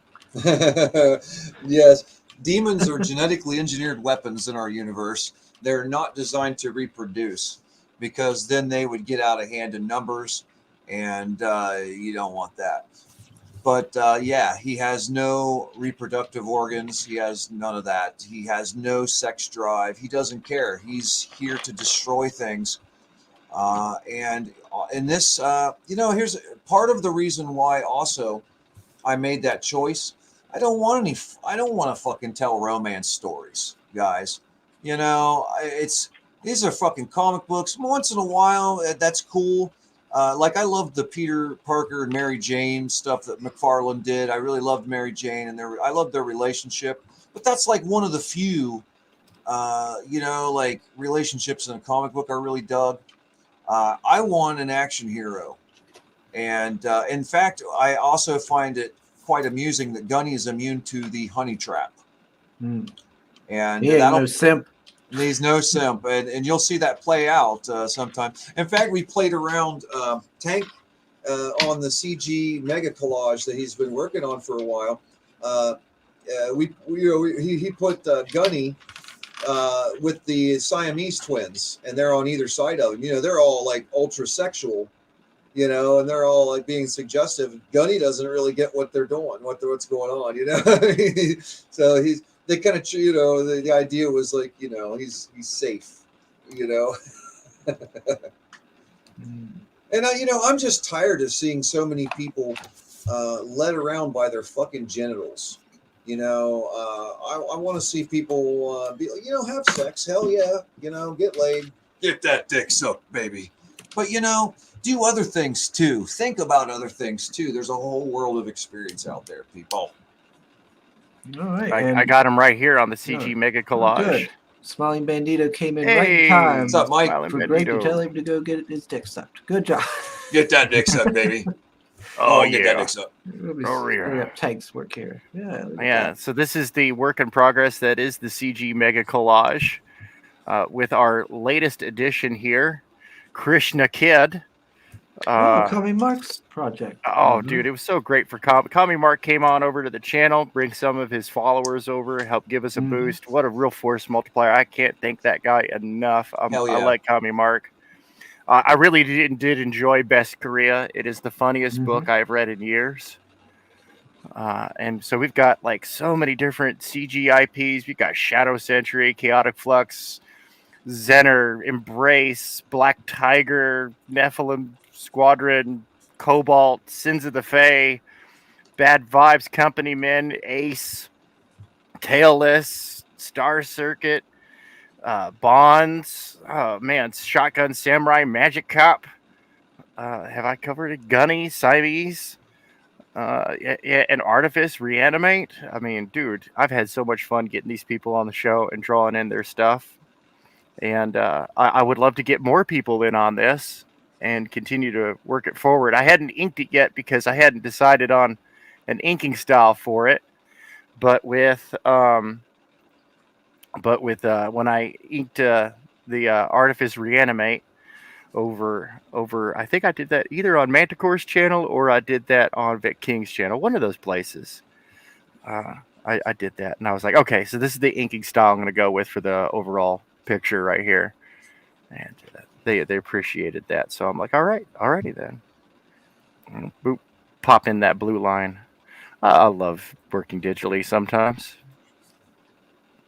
Really That's does the have its spirit. advantages. Yep. Even though I am a traditional art guy, really. Same here. But I love this. Booyah! Boo-yah, Grandma. Gun Demon. Back at today only on Indiegogo. So Soul wanted to know a little more about Gunny. Devil's Overture is the first series of 4 issues that covers his toddler era. You're going to see some real major character development and growth and progression throughout the series.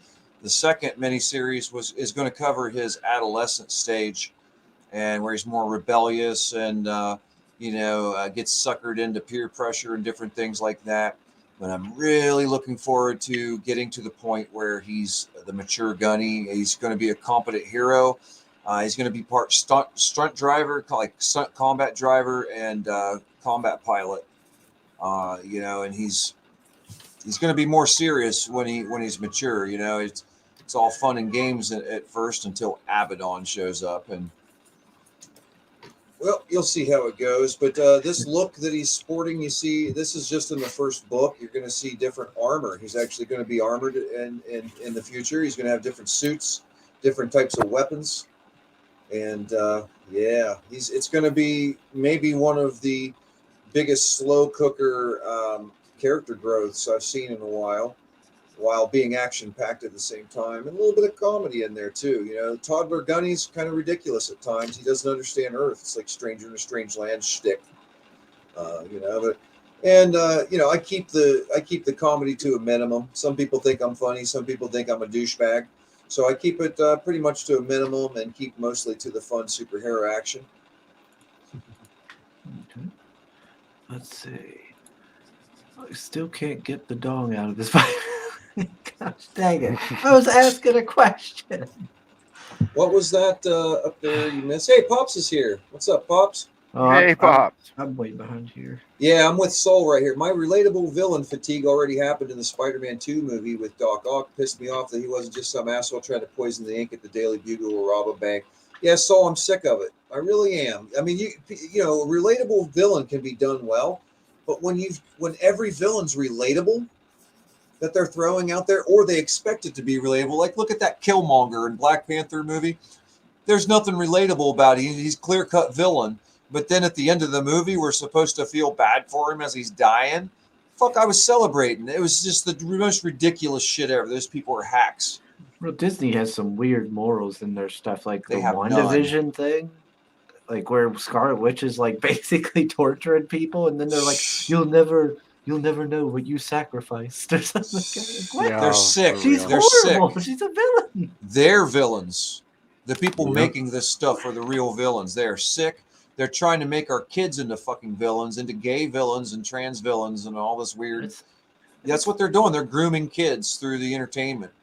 I do kind of miss heroes who were just heroes. Yes, and that's what we're doing. Gun Demon's going to be absolutely fantastic, and you don't have to take our word for it. Chris, if you could share what I'm sharing. Oh, okay. All right. All right. You don't have to take our word for it. Here you go. This looks great, Gregory. Gun Demon, Devil's Overture. Yes. Great looking artwork, pal. This looks like stuff that I used to see. This looks like, great job, man. What does this remind me of? Yeah, this looks really good, man. Good for you. Little Jason Pearson action there. Yep. Got a little Nazi stormtrooper action. Brain cage. My brain is in a cage. You could call it a skull, but I prefer to think of it as a cage. My skull is like a cage for my brain. Dude, Blitzkrieg. Remember Blitzkrieg when those British people were calling me up saying, Ethan Van Sciver? And they're cursing me out. They should be in the begging video, too. Good stuff, man. Critical Blast approved of it. I do, too. Everyone back Gun Demon Devil's Overture. Let's get Gregory to his flexible goal of $10,000, which is reasonable. Look at this. He's Did it freeze up? 57 days left, though. You're going to be able to do it. And this comic book does look professional. I like the locust. I like the crickets. And I like the name Brain Cage. Badass, dude. Good for you. Good luck to you, my friend. Good luck to you. What a great day that was. That made my year. Yeah, we're getting some high praise here. Yeah. You know, and Ethan's the one really that inspired all this to happen to begin with. You know, I started watching his show, and then he's telling me about this Comicsgate on the show, telling us all about it, and I was just like, wow, maybe I'll give it another try to do something creative, you know, and he inspired me, you know, so that's why I'm here. It's a better story now. What? No. Wait a minute. No, don't bullshit me, Pale Rider. It's the same. You're just trying to get us out of the story. Trying to get you all hot and bothered and excited. Yeah, get me all We excited like for it. nothing. Don't do that. Don't do that, Pale Rider. That's not nice. Not nice to me. Why you gotta tease me like that? Oops. It's just not nice. Y'all should be nice. What's up, Dave? Cage. Okay. You know, he's building a universe too, Dave Brink. The Genuine Universe. He's got a shitload of really badass characters. Yeah, Really cool stuff. I need to make sure to back American Bliss. Yes. That's looking pretty good. Buy extra copies for your friends. I caught up to everybody. Funny or douchebag? Why not both? Yeah, I mean, I think sometimes I nail that. Trans villains. Right, Is Hollywood. that- I think they know what a hero is, Pops. It's just that they want to create villains. It's social engineering, and it's grooming. Really, it's mass grooming. Everything's so deconstructed anymore. Yeah, it's fucking disgusting. Pops Yeah. put Enter the link in Cromniverse. for his Cromniverse anthology. Everybody should check that one out. And then Sil's putting the link to American Bliss. Bam. All right. Yeah, so hopefully we got a few people in here who didn't know about Gun Demon that knows about it now. That'd be great. You still got 51 days left, so plenty of time to, get some money, to save up some money from your paychecks and throw a few bucks out their way. That would be You beautiful. got a few different covers to pick from. You got a fancy card game and sketch cards, all kinds of stuff. Like EVS said, we are not fucking around. Nope. You know, that's the bottom line, man. We spent the time, we spent the money, to get this far, and we need to go further. Now, I do got a question. The drawn in thing. Mm-hmm. Does that include the book or just drawn in? No, just the drawn in. Okay. Somebody else asked me that as well. That yesterday. Is that I haven't seen anywhere you get the book and the drawn in. Usually the book comes with it. Yeah, really? I've had a few like that where they include the book. That's what I do. We talked to some of the major backers that buy drawn in tiers, and they quoted us like, first time creator, that's a good price, and so we went with that. Yeah. Yeah, I've had. I mean the price seems about, right. Yeah. It's just the whole including a book. Some do, some don't, from my experience. Yeah, I'm still trying to learn this, and quite honestly, I am not the person for the job of running an Indiegogo pay or I'm finding out I really don't like the interface. It's my monkey brain doesn't understand some of the language or whatever, some of the interface. It's been a mess so far. I take full credit. I mean, it's not an excuse. I just suck at it. But I promise you, I'm good at the other things. All my time is spent building a company. This is a multimedia company. It's not just one book.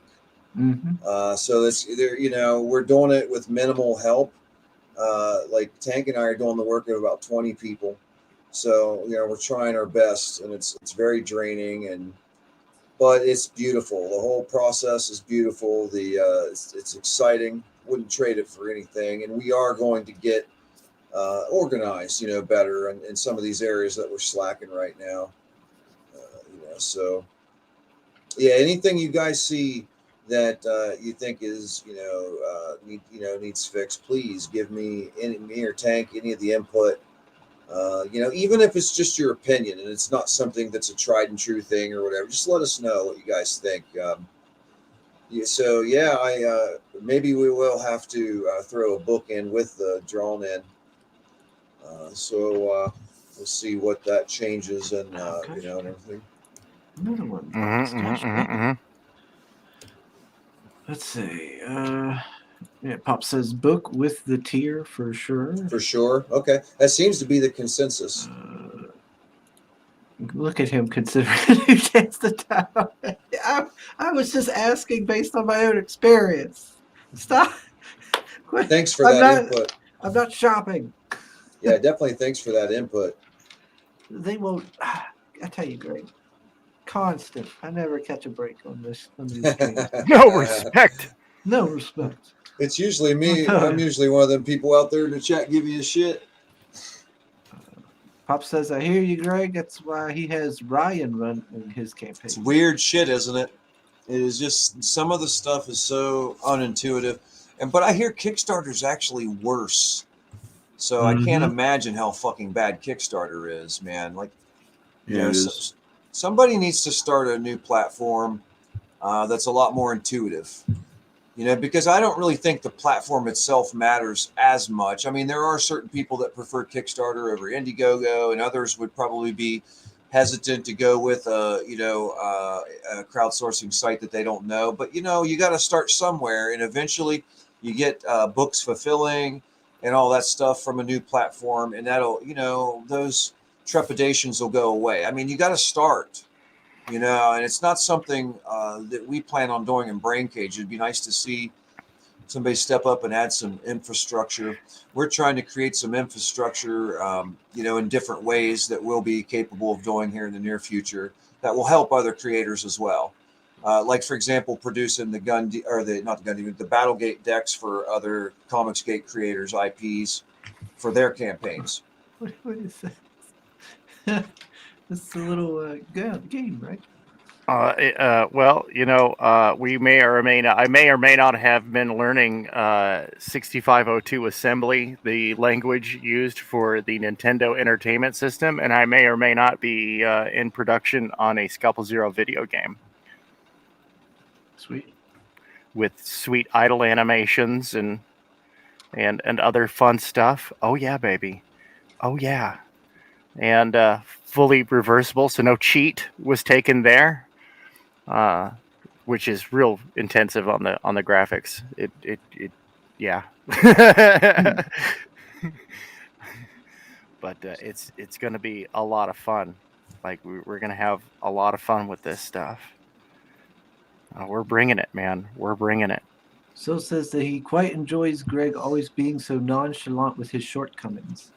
I'm just comfortable with who I am. I figure if I admit where I suck at things, then I can get the right people who are good at those things to do it. So that I'm pretty transparent about that. None of us are the full package. I don't care what anybody tells you. Some people are more organized than others for certain, but we like to work with a team at Brain Cage. That's what it's all about. Yeah. And all of us are newbies to Indiegogo, pretty much. So like Tank fulfilled the Fembot Apocalypse, But he learned some very important things from that, and had a really frustrating experience with Indiegogo on his. So between his campaign and my campaign, I think World War Hell and the following titles are going to be a lot smoother, and probably hire somebody to manage the campaigns for us. Just say fuck it, and we're so busy with the other stuff we're doing. Yeah. Dongs. Dong. Dongs. Full package. Full package. I got your package here, pal. Full package delivery right in and about your mouth. Yeah, I'm gonna fill you up with that package, baby. Oh, speaking of packages. Oh, you got some weed for me? I got a package in the mail. Ooh. What'd you get? I'm pretty sure it's the Kill Journal. Oh, yeah? Ooh. Yeah. Came in the mail there. It'll turn out to be like his porn shipment. Yeah, The dong shipment. Yeah, just dongs. Just all kinds of dogs just coming in. I open it up, just poof, explodes into my face. Yeah, it's just sent to me from Pale Rider. If you want to ship all sorts of fun stuff to Sugar Chris up here, address it to your mother's house. Wait, that was you? Bitch, you owe me child support, dog. Hey, man. Hey. I already got enough kids. I mean, Shabby's my boy. Vestry, number 4. Go back it today. Indiegogo. Fantastic. Dude, Shabby, he's been bringing it. Okay, so the dog never arrived. Yes. Oh, dogs. The Dippy. She sent me dogs. No, it's Kill Journal. It is the Kill Journal. Because I wasn't sure what it was, because I was like, man, this is heavy. What is this? And so I did peek in it, because I was like, well, no, I got to wait for unboxing. But I was like, well, I don't know what this is. It could be something weird. So I peeked in, and I was like, okay, I know what that is. Have you guys read The Company Men yet? No. Kemosabe sent out a digital copy to his backers, and I read it. And it is the best comic book I've read in a long time. It's everything he said it was going to be, and it's written by an adult mind for adult minds. It's not going to insult your intelligence or your experience. It's the dialogue is very adult. It's just. Wow, man, I enjoyed the fuck out of it. I'm probably going to read it again as soon as I get enough time. I don't have time to read anything, but I had to check out The Company Men, and wow, I'm so glad I did. And guys, we need to get that campaign up higher. Let's back this. I mean, it hasn't even hit 10K yet. And Kemosabe's been out there working his ass off trying to get that up there, and the book is fabulous. It is really fucking fabulous. I'm not just saying this because I like Chemo. It is fucking awesome. No, we need to get that guy to 5 figures. Quick. Yes. For real.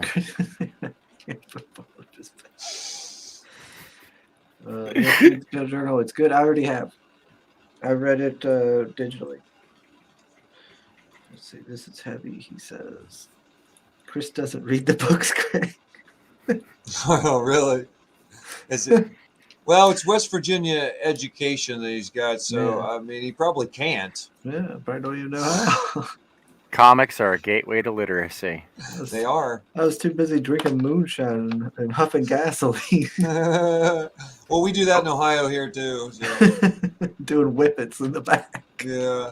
Hail, Mighty Mo Biggs. How you doing? Hey, Mo. Mo. Oh, I see. He's going to hail the chat, but not the panel. Well, fuck you, Mo. Go lick some balls, at baby. The end as usual, yeah. Go lick some elephantitis balls, Moster. Yeah, I guess I could show it off. I'll look up here and show The Company Men, Dead, White, and Blue, man. Fucking back it, guys. Let's get it up there. So let's see. It came in there's your box here. He said box. Alright. Yeah, box. Nice cushion there. All right. Like, take it off, maybe. And then we got Journal. Oh, that looks really Oh, cool. beautiful. Beautiful. Wow. Oh, man. That's pro. Yeah, that's some fancy looking stuff. Yeah. Look at that. Yeah. That is nice looking. Man. Yeah. Different, Hot, too. hot, hot. You getting a good look at that, Seb? Yep. Yeah. That's my copy. Yeah. It's finally in. Sorry, Yeah. I was looking at something else. Yeah, and you might get it in about 6 months. Hey. Let's see here. Let me see. Like they say, Okay, better there late you go. than There never. you go, Greg. There you go, Greg. Respect the package. Greg sounds really enthusiastic about the company of men. Hey, Oh, yeah. baby, you weren't here earlier when I was telling people I love balls. I mean, this is all fucking. Yeah. Get them fucking hair up in my nostril. That's fucking from under. Oh, baby. Yeah, you go back and watch that drunk Greg scream where it goes on about balls for like 4 hours. Next time, I'm going to make sure other people are drunk along with me. Sim was looking at boobs. Wow, Sim, looking at boobs. That's not what we do here. Not when Greg's on the stream. I'm sorry. I need a Okay, palate. Dong Man. I need a palate cleanser. You know, I just realized something. You know, with the Dong Man and the balls guy, we could really go places. Yeah, Let's we're, team up. We're a perfect match, Greg. Yeah, we could totally smash some vag together. Dark places. Dark places. Any truth to this, Sim? Red says you were tweezing your pubes. Well, have you seen how much Sim works? He's obviously a glutton for punishment. So speaking of punishment, I'm It's I'm- weird. I'm You getting can so actually see tired what that- I do. You know. I'm getting so tired that I think I'm starting to hallucinate. So All right, we'll start wrapping it up then, Greg. yeah, We'll let you get off to bed. I don't want to leave though. I've been wanting to hang with you guys on the stream for quite a while. So It's my fault. I told you like an hour and a half, and we're past that. You know how it is. You get on with It's people all you right. like, and you don't pay no attention to the time. I do apologize. It wouldn't be as big a deal if I didn't stream like 10 or 11 hours yesterday, and then the day before, and then the day before that. And I don't know how you do it, Greg. I got to win, man. I got to win, and I'm not going to win sleeping. That kills me. You know, I'm not going to win. I got to be out here promoting. I got to get eyes on this because this product sells itself. You know, it just people got to see it, and I think they're going to want it. Does Mo know this new story? I can't remember. Sim, was he there for the story? I don't think so. I don't think he was. Good. Anyway, all right. We'll start at the bottom with Tank. Your final words. Well, be sure to join us tonight over on the Brain Cage channel at 10 p.m. Eastern as we go live with the weekend setup. We set you up with some cool indie products and entertainment, free and paid for. We give you a nice little variety. You never know who's going to pop in. Was it last week we had Rodney Norman come in and come hang out with us for a while, and we went off into old people land, and we talked about cool things from back in the day. And Mike Barron shows up. I mean, dude, it's such a great show, and you're going to absolutely love it. We set you up for the weekend to have a good one where you can go take a look at alternatives to mainstream, because you've heard it here, you've heard it there, you've heard it everywhere. Mainstream sucks, and not in a good way. So, yeah, please come on by. All right. Sim. Don't forget to sub, like, and share this channel. Let's show some Chris some love. sign up to Tales from the Adverse 2 luncheon next month. Okay, let me check. It's a Mo- courtesy Mo- reach around. What was the story, Sim? Oh, you don't need to know, Mo. Chris never tells me anything for some reason. Yeah, I mean, it has something to do with Babi. I don't know. Baby. I don't know why I'm like that, Mo. I have no clue. All right, Mr. Craig, your final words. My final words is EVS gave my book an amazing endorsement. Enough said. All Enough right. said. I'm so pumped up about that. In case you can't tell, Oh yeah. yeah, man. Let's see. Let me check the chat real quick. But you can find me on Facebook, either the Gun Demon page, which is easy to remember, Brain Cage Multimedia page, or Gregory L. Levite page.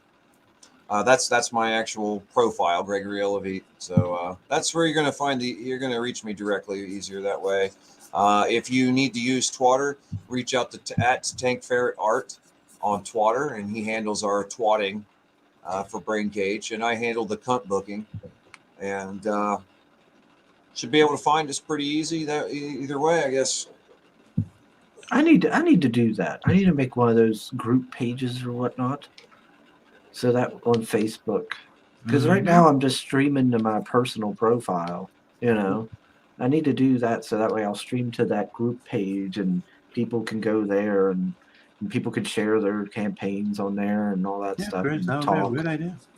Yeah, I think that would be a good idea. There is a I need large to- comic book crowd on Facebook, regardless Yeah, I of mean, what yeah, people there are say. people there. Yeah, And a lot of them don't care if you're comic skate or not. They just want cool comics, and you can make this one-on-one connections with these people. Just be genuine, interact with people, and posts about IPs that are maybe similar to yours in some way, maybe same genre or same similar kind of art level or something.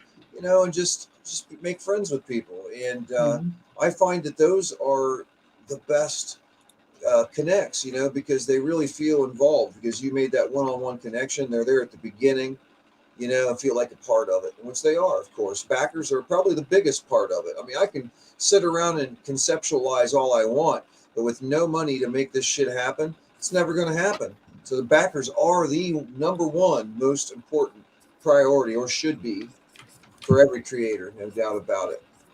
yeah, I think that's how it is. I think most people don't care really if you're CG or not, just as long as you're not a dickhead about things. Yeah. Yeah. Yeah. Pop says, "Rare kids, if you're tearing down what someone else is building, you are not the hero of the story." Unless it's a villain. Socks. I need to put on some socks. But yeah. My feet are cold. Let's build Baby some socks. greatness. Do. But no, he doesn't have to do that, Pale Rider. I'm sure Mo has a lot of stuff to do today. I'm sure he's a busy man. He doesn't have time for that long stream. It's a lot. There's a lot there. He's probably going to be quite busy. Let's see. I'm not showing Chris any love. He always pays me in rudeness. I paid you in money once. Let's see.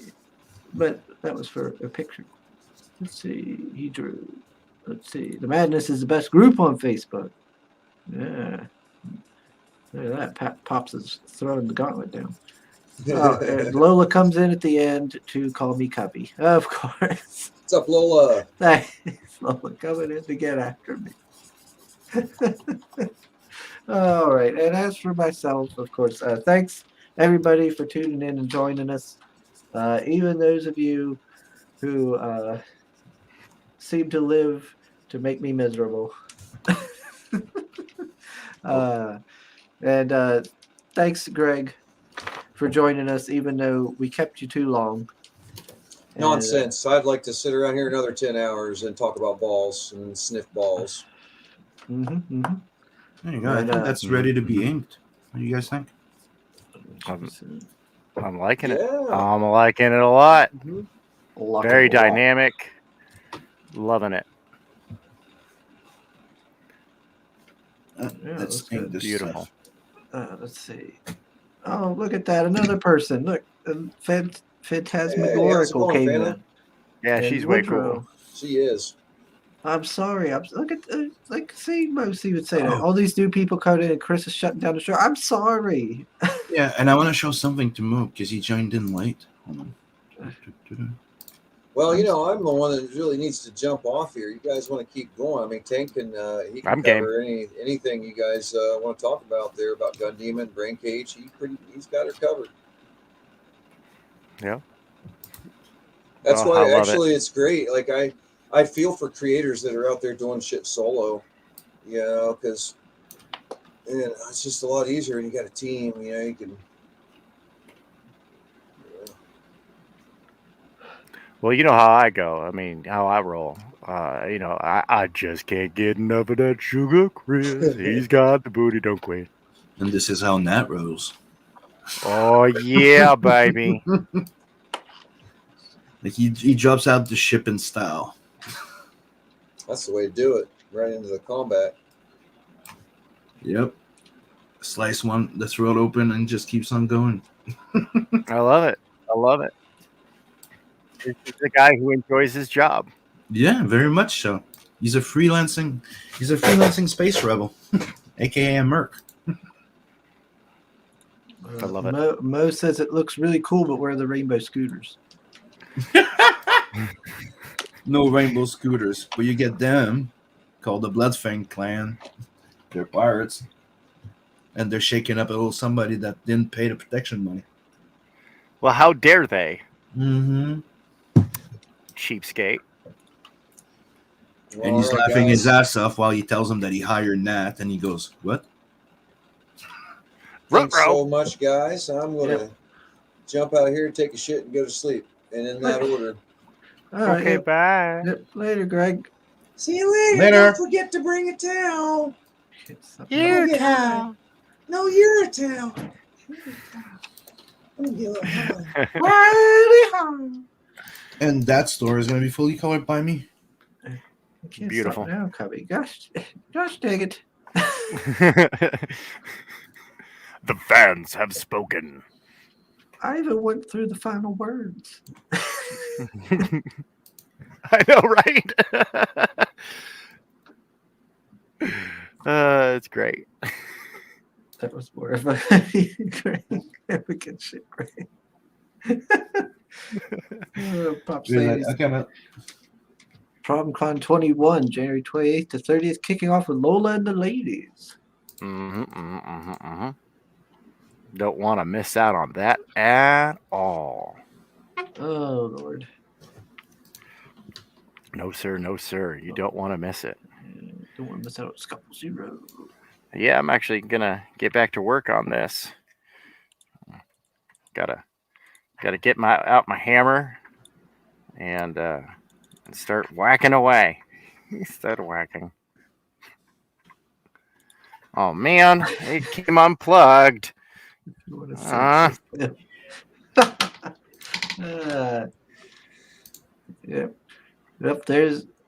You could go subscribe to Sim's Patreon if you want to be a simp.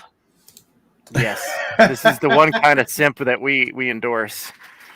Yep. Sims patrons. That's simp. It really works. It does. Yeah, it does. But it also works with my name.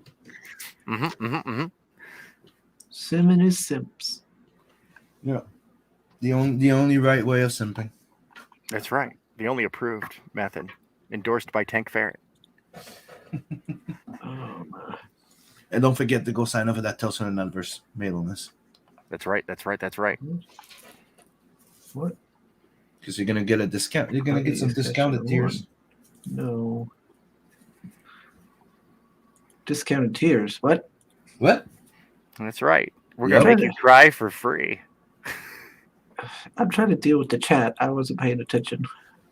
Dang, yeah, I said you're gonna people that subscribe, they're gonna get a secret link to some discount on some tiers. That's good. Now that'll be up for I think 2 weeks. All right. Yeah, that's nice. Sounds good. I always enjoy that kind of stuff. Sign up For Tales from Networks #2 for a discount or two. Yeah, but I keep hearing that there's people that like cards, some that don't care about them. So I'm like, how do you please everybody? I'm like, well, let's give them discounts. Everybody likes discounts. It is the truth. Mm-hmm. Let me see. Come on, people, go back, Gun Demon. So he has to tell the story of Babi before he leaves. Oh gosh, dang it! Where are you at, Pops? I'm trying to find you, Pops. Hold on. There we go. I keep forgetting. Pops, were you completely yeeted off Twitter? I can't remember. Has he been yeeted off of Twitter? I know. I'm pretty sure his one was, because I can't send messages to it anymore. But I don't know about like any new ones. So saying discount. It's he prefers the Sim sketch cards. There we go. There's. I sent it to you on Facebook, Pops. Yeah. I was gonna say I'm jumping into my messages. I'll send you a link. And to so his current. I just want to answer the the sketch card thing. It's always a thing on all my campaign when they start. The first 200 backers, they get cards. There's Pops. Oh, I gotta kill that light behind me. Hold on. I don't like that halo. There you go. Private chats. I'm dropping a link in the private chat so people can go follow Pops on Twitter. Now. Okay, yeah, I am following. Okay, yeah. I was looking at the wrong one. Name, Chris. I was looking at the wrong one. Yeah, they killed that one a long time ago. Yeah, that's what I was like. Wait, what? You can't say things about, Current events. You cannot comment on current events because if you comment on current events, you are misinformation. It was 3 words, Tank. It was a mall. Oh, yeah. That sounds like current events. No concept. No context. It wasn't directed at anybody in particular. Well, it was, but I mean, who cares about pedos? Right? Oh yeah. Oh, you mentioned the Minecraft word. Oh yeah, you can't do that. No, I said eat them all.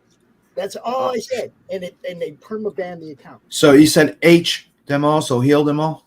Yeah, for YouTube. Something like that. I don't know. I can't remember. It was an H word, but permaban. I was like, really? What exactly are they defending over there on Twitter? Yeah, so it's like game on. Yeah, dude, it's a thing. Like everybody, like it's. I did it on Bloodhunt. I did it with the first campaign of Tales from the Navers. When I launched the first campaign, all first 200 backers get a sketch card. With Bloodhunt, it was all of them. I just went like, might as well just do an extra 30. Heck yeah, man. Well, people love goodies. What's up, Chris? Pops? How you doing? What's up, Simon? What's up? And I don't know if you remember, but when I did those freaking sketch cards for Bloodhunt, I ended up with a freaking sling on my arm. Yeah, you overdid it. Yeah, my wrist just jammed. Now look, Soul, I like the jacket. You're just gonna have to back off of Bloodhunt. I like the jacket. I like it. It has its purpose. And it looks better than Guns Demons.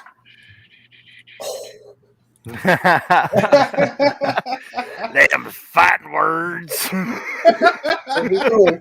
Bunny and Bloodhunt in the next main event. It's CGWF. Be careful. I did not compare the characters. I just said that he has a better looking trench coat. The jacket is. I like the black and purple jacket. I can't lie.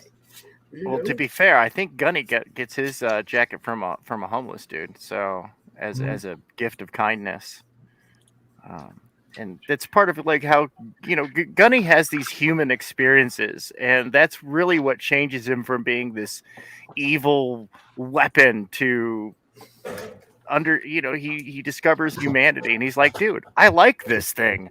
I'm gonna side with these guys now. And I like that. I like heroes. All like right, heroes. look, y'all, this one's got a ways to go, so we need to be popping that share button a little more. You know? Yeah, it's not going to be cheap to deliver this kind of quality. Mhm. But as we grow, Greg and I, we discussed it behind the scenes and stuff that as the campaign grows, we can offer more production value to folks. Right. Um, Right. I'm just saying, we need to get this seen more. It needs to be, it needs to get out there on this circuit. RJ, all you people that run shows, you know what's up. Get a hold of Tank, get them out here and get them seen, man. Yeah, we're gonna be on Mandy Summers. We're gonna be on Apex Comics. Still getting Eric Nieltowski worked out, and a few others that I'm a little bit overwhelmed. So I've not been great on my bookkeeping, and I apologize for that. I have this desktop calendar that I can pull up at any time and lock myself into somebody's show or lock somebody into one of my shows.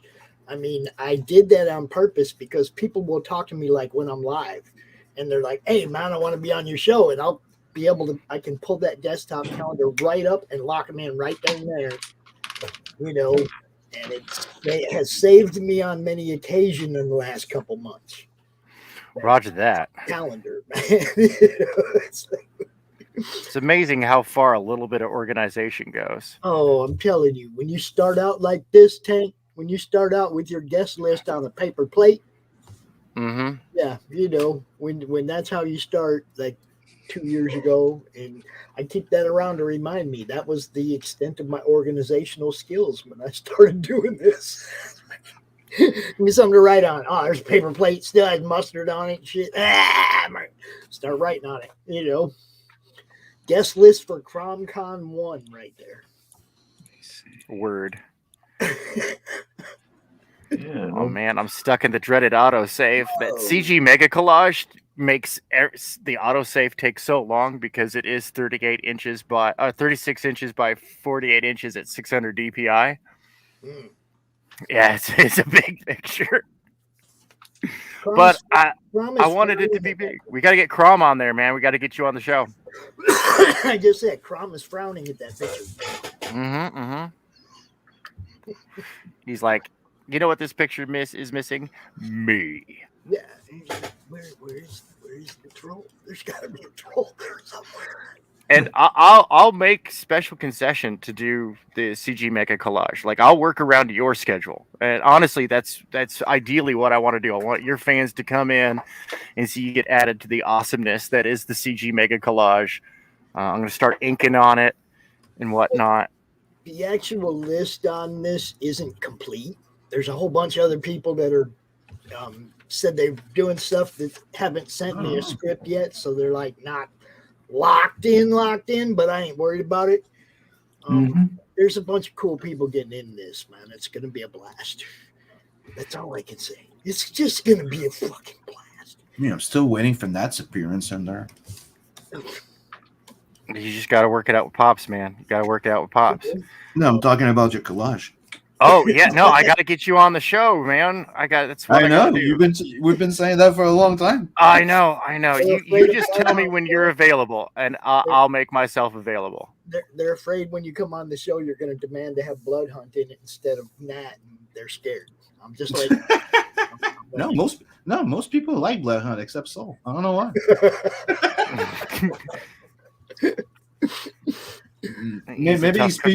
Maybe he talks to his closet side. I don't know. I'll bet he backed it under an assumed name or something. He's got a copy. You bought a copy for Dunkel Ziffer. There you go. That's his excuse. His imaginary friend. So the guy who originally I'm joking, Dunkel Ziffer. The guy who originally drew Crom, that drawing right there, as a matter of fact, is by the guy who first drew Crom in the Madness logo contest. I mean, Crom wasn't even a character that was created to be a comic book character. He was just a fucking little part of the logo. And we adopted him as the mascot in the group, and the group named him, and it's just grown. And now he's got a personality, and he's got a story behind him that people can work with. And Ryan told me right before Christmas, Ryan was getting ready to move cross country from California back to, I think, Kentucky. And he's like, man, you got to do something with this. And I was like, yeah, but I'm not running a campaign. I hear you, Greg. I hear what you're saying. I'm not running a campaign, because if I try to run a campaign, it's going to take away from the time that what I really do, which is promote everybody else. And I wasn't going to do that. I wasn't going to take away from that. So I told Ryan, hey, he's looking at all the art, right? He's looking at all the different prom art that I got. And he's like, you really got to do something with this. And I was like, all right, I'll tell you what, you get settled. When you get moved, you get settled. You can run the freaking campaign. I said, I will throw it out there to people. If they want to write stories, do this crossover thing, we'll have fun. I said, but I'm going to keep doing what I do, which is promote everybody. I'm not stopping doing that. I'm not taking away anything from that. So he's like, okay, I'll run the campaign. And I went right to RJ and I was like, you got fulfillment, right? And RJ, hell yeah, I got you. So that I can just keep doing what I do. All I have to do is consult a little bit on the stories. Yeah, this is how Crom would act. Yeah, this is what Crom would say, whatever, and let everybody write the stories they want to write. Minor consultation is all I'm going to do and promote the hell out of it, just like I do everybody else. So for me, it's just going to be the same as always. I just got one more book to throw into the mix that I get to talk about all the time, So, and it's a whole bunch of people. I mean, Doc Blaylock, Dark Gift, you guys know Anthony. He's doing a story. Lakeem Amir, man, he sent me an awesome script. I don't know if you guys know Lakeem or not. He's like the unknown, the most known unknown in CG. He's in like 16 projects. Yeah, no, I need that. I've heard the name. Yeah, I need him to hit me up on Twitter. Or if somebody has his Twitter, please send that to me, because it turns out that he is a fellow tanker. You see what I'm saying? It's like he hit me up. He's like, I want to be part of this. I was like, fuck yeah, right on, dude. So look, Jim O'Reilly is doing a print. He asked me for reference art. So he's doing a print for us for sure. It just keeps getting better and better. But when I went to Edwin, the guy who originally drew Crom, and I was like, hey, man, I wouldn't feel right if you weren't involved in this. I just wouldn't feel right if we didn't make sure that you had an opportunity to be part of this, because it wouldn't be no Crom without him. So the next morning, he sends me cover concept art. I'm just like, yeah, fuck yeah, dude's down too, So the guy who originally drew Crom, that thing up at the top that you see, that Comic Related Madness logo right there. Mm-hmm. That is the first time Crom was ever drawn. And the guy who did it, Edwin Artex Padilla, was going to be part of the project. And that was like getting his blessing to continue on with it, even though it was like when he first drew it, he's like, no, it's all yours. Do whatever you want with it, But then him still wanting to be part of this, and everything just was like kind of a final puzzle piece that needed to be there. Now it's happening, no doubt. Oh yeah, baby. It's nice how these things kind of organically come together. Yeah, it's crazy, man. It's like, for me, it was just somebody suggesting it. Ryan's like, you got to do something with this. Okay, I'll see if anybody wants to. And I put one post in the group and one post on Twitter, and I had 15 people in my inbox. So I didn't even really sell the idea at all. I put a post up and everybody's like, yeah, I want to be part of it, So I was just kind of jacked that everybody wants to be part of what I'm doing. Hex Allen, Brian Kriskow, everybody's like, yeah, I want to be in it. I want to be in it. Okay, we'll figure out a way to get you guys in it. Oh, and there is a drawn in tier for every story, Chris. Oh, okay. There's a drawn in tier for every story.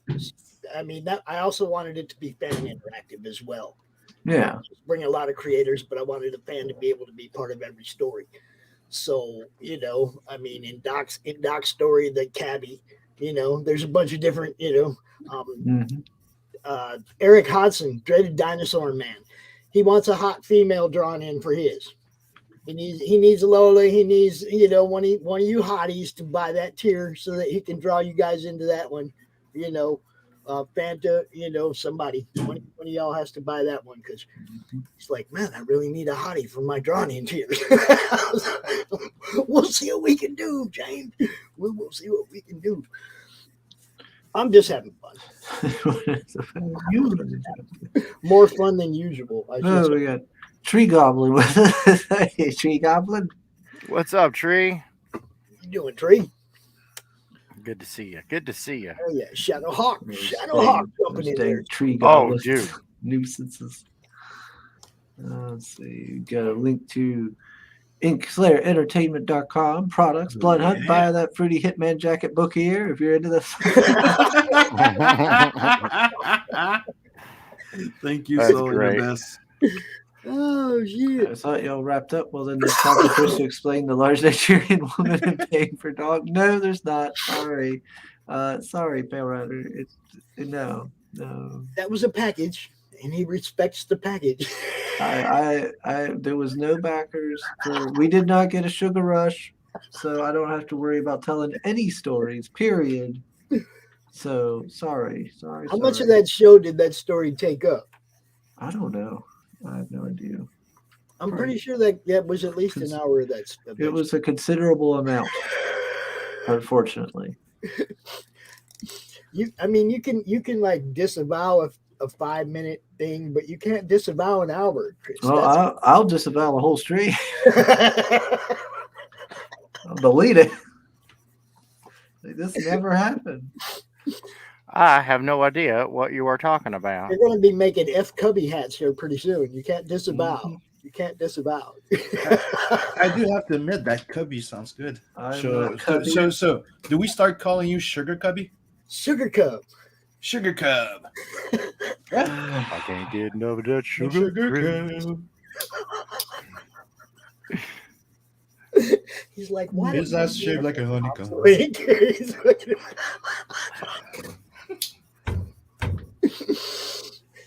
got Shadowhawk backs.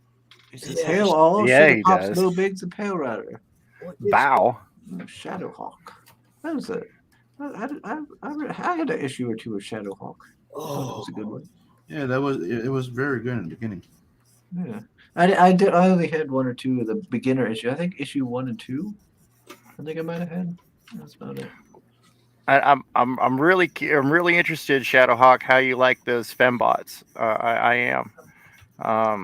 So far, people have been well received for it. So I'm really excited that people so far have been enjoying it. But I'm always curious. I'm very nervous. I'm very trepidatious. I'm always scared about customer feedback. But I face it. You know what I mean? The good, the bad, the ugly, all of it. You can't get better if you don't get any. Yeah, that's right. You know, and I love to get that feedback because it's exactly what SM says. You know, but the best part is when you get that criticism, right? Mm-hmm. It bothers you maybe in the beginning, but I think the best part of it is when you tweak it up, and then you get the opposite reply or the approval from that same person. Yeah, you leveled up. You're like, yep.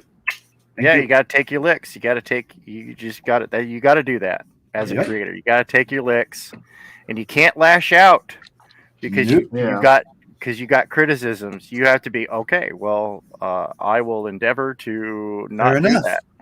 Fair enough. Yeah. Yeah, you can't let yourself get into like a creative little bubble where, no criticism's allowed or you'll never grow.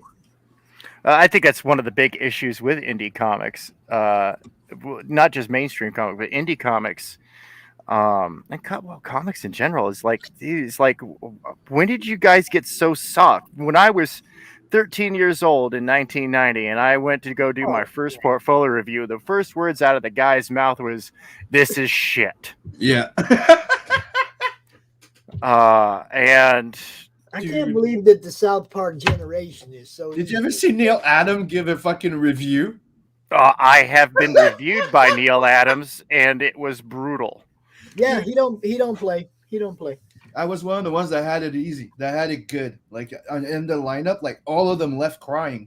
even my friend like Valentin Delendo, who's a fucking professional, like he still works for the mainstream. Dude, he walked out of there and he was like, dude, I want to cry. He gave me shit for an hour about how my eyes are dead. I'm like, oh, you ain't wrong. They're all only lines. Hey. But the thing is, you have to learn to take the criticism. And I remember when I showed him, when I got in front of him, showed him the portfolio, he looks at me and go, you sure you want to go through this? Because I'm going to run you to the mean grinder and you're the last one, so I'm grumpy as fuck. Let's do this. I'm like, let's do this. And I had a great review. Yeah. No, I've had some interesting portfolio. It's so sad that people are scared of portfolios. I love it when John Malin does his reviews. Like you send him a piece of art and he picks it apart live on air. I absolutely love that. We need more of that. As creators, you got to be able to take the hits because that's how like Sim and I was saying, that's how you get better. There's a problem. Sometimes you give criticism and then they get really, really, really, really butthurt. Oh, they take it personally. It's like, dude, this isn't against you. It was something that we experienced a lot when we did the Blunt Talk, me and Ace. Oh boy. Oh boy. Nice. So I assume that Neil Adams, when he did your portfolio reviews, you didn't have Blood Hunt there, or he probably would have made a comment about that jacket he wears. Yeah, he would have said how awesome it fucking is. What's up, Belmont Press? And Shadow, I appreciate that, man, that I inspire anybody to do anything, bro. And I'm sorry, guy, but trench coats are way better than cape anytime. I didn't mean to make it work, though, bro. I really did. I wasn't trying to make it work. Phantasmagorical is flattered by the pretty lady comments. Let's see. Mobig says, sounds like Eric's got a hankering for some sugar. No, he said pretty ladies, not sugar. Let's see. That's relative to nowadays. Soul says to Pops that story where he wanted to figure out the gender of that prawn person on Twitter went on for an hour. Oh, God damn it. But did he learn? Did he find out? Damn it. That's the question. Or did he waste an hour? That's what I want. You didn't find out? You couldn't figure it out? What? I'm not talking about that. We're moving on. Gosh dang it. I wouldn't have read that if I would have known that's where he was going with the comment.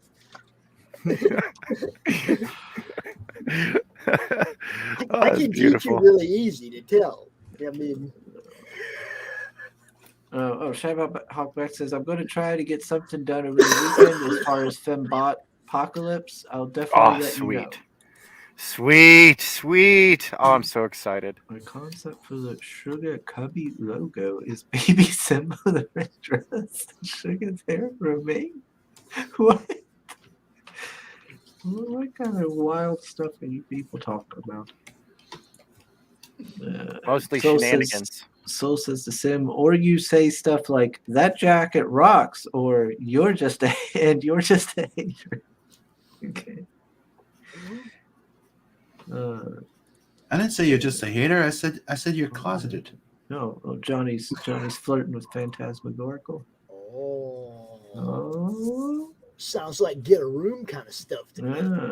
Yeah. That's Chris every chance you get. Brutal. Alex says, Pops, you've really inspired me to support CG indie comics even more than ever. He's mailing out a bunch of books to Ibex Universe this weekend so he can review them on his channel. Oh, Ibex does great reviews. Oh, definitely worth checking out. There you go, guys. That's what I'm talking about, man. It's networking and promotion and, everybody punching everybody else's tickets, man.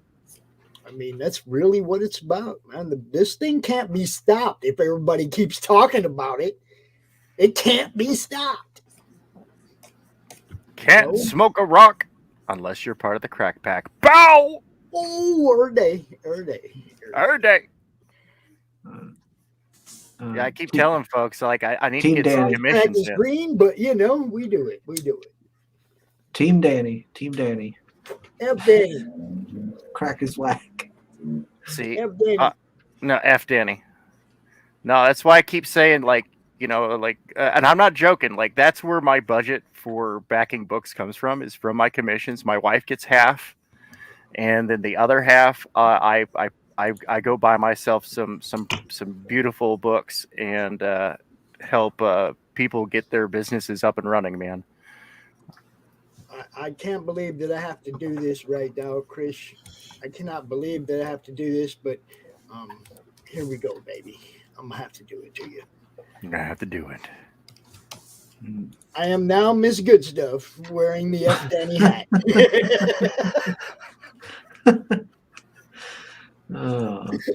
See, that's a lot of good stuff. Miss Good Stuff, man. She bought the F Danny hat right away. She's on top of it, man. Oh, she's way cool, man. She bought one. She sent me the picture. She's like, She's "Yeah, cool. picture of me wearing it." I was like, "Yes, I get this." Yeah, that's marketing right there, yo. I get you, Mo. F Danny. You got Belmont Press Danny. saying hail the chat. Hail, Belmont. Now, that hat is part of the "Yeah, I Said It" hat line, where you can get all kinds of cool things. Let's go, Brandon. All kinds of cool things we got over there.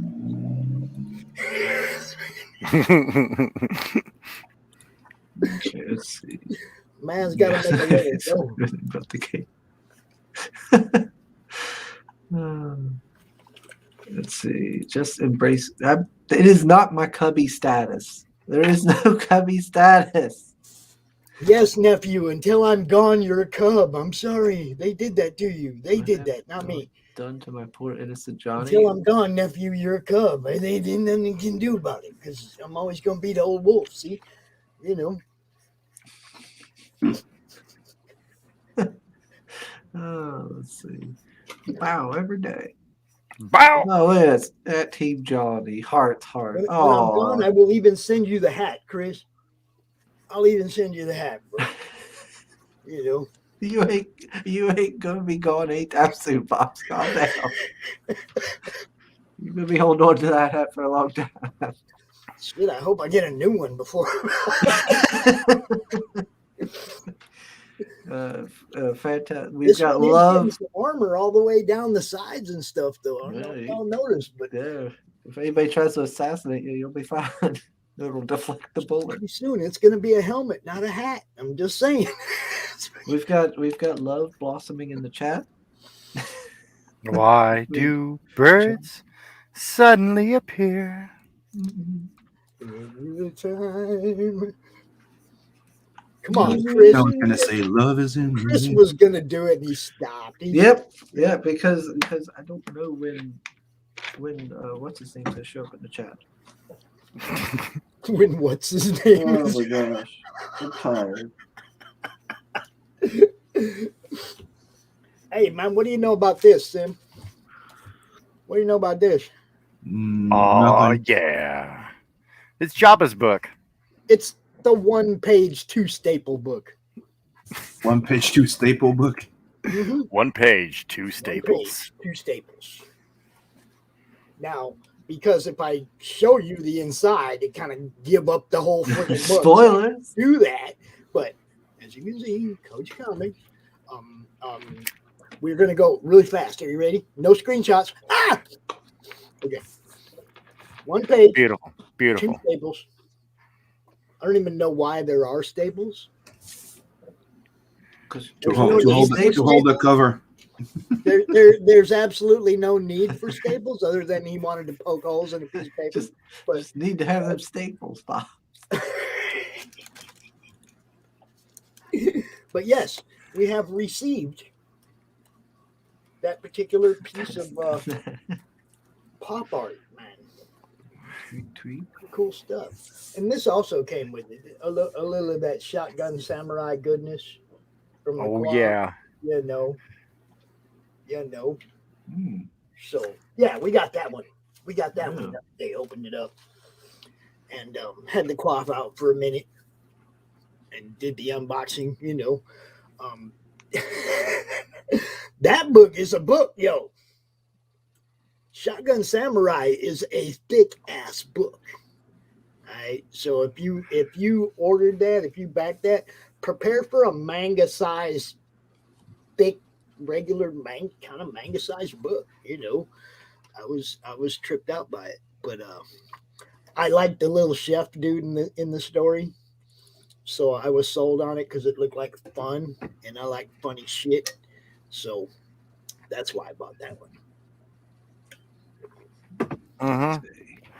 No, I love Shotgun Samurai. I love the whole principle, and I actually like the serious aspect of it, like taking place around the Meiji Reformation era, and he used a period a shotgun, like a pump action shotgun that actually existed at the time, and we were joking, we're laughing at it, but I'm like, dude, like this is great. This is like Samurai Champloo, like level of awesomeness. Yeah. 288 freaking pages. I'm telling you, it's a book, well worth what I paid for it. I was impressed. Give it to the quaff, What's this? Hats off to the quaff. No, I was thinking of El Gargoyle and his eggplant. He's always want me to sing stuff. I can't be singing stuff because then he'll. Oh, I get him and Guapo mixed up all the time. Yeah. Eric the Guapo and El Gargoyle. Yeah. I think 288 they're the same dude. pages. I think they're the same dude. I ain't gonna lie. I think they are. Could they?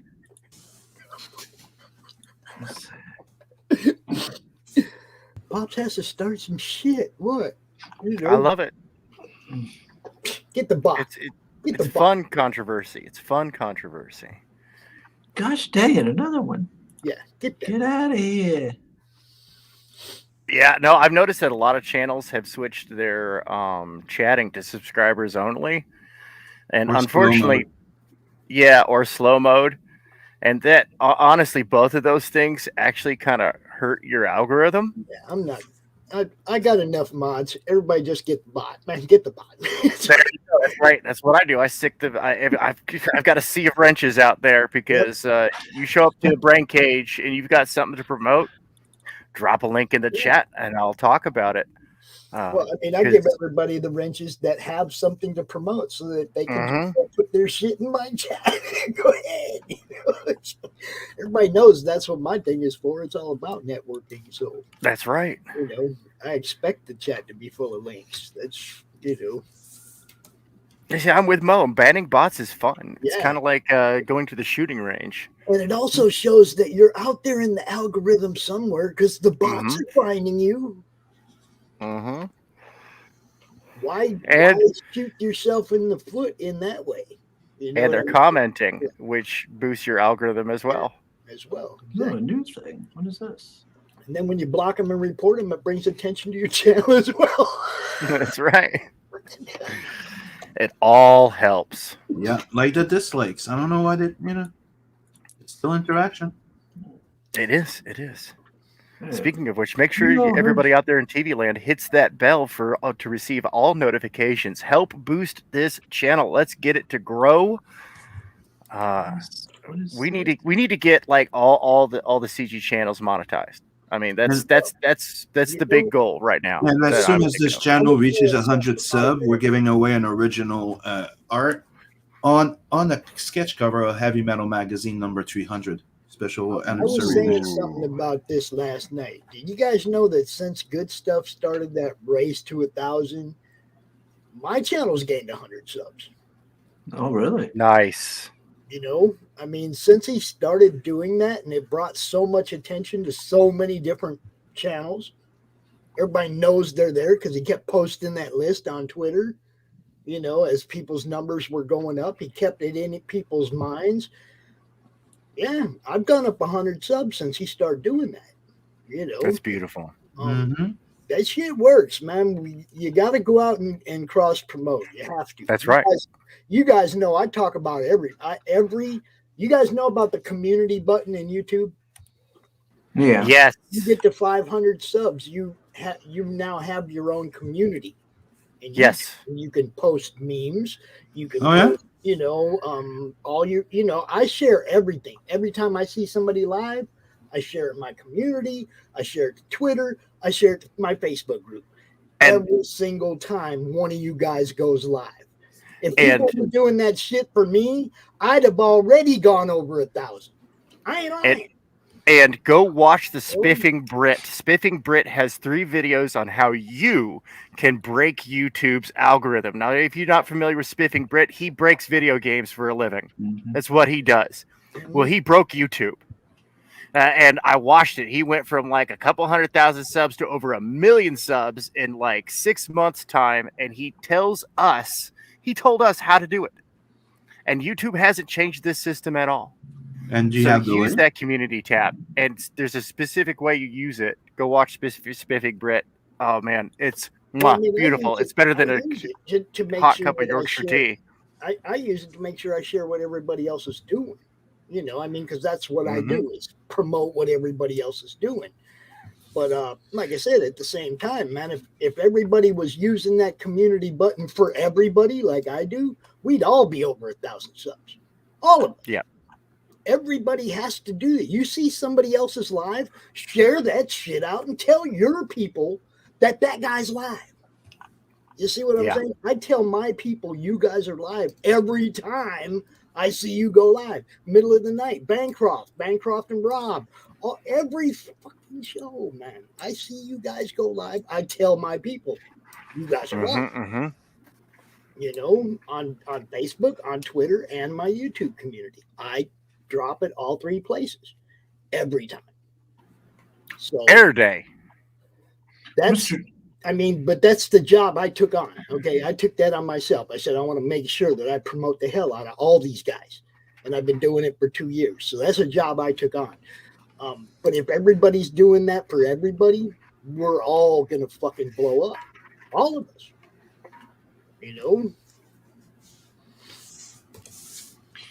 Yeah, I'm with Mo. It's the cowardly lion, man. Cowardly lion. He don't smoke no crack. Mr. Tank, you know like tabletop stuff.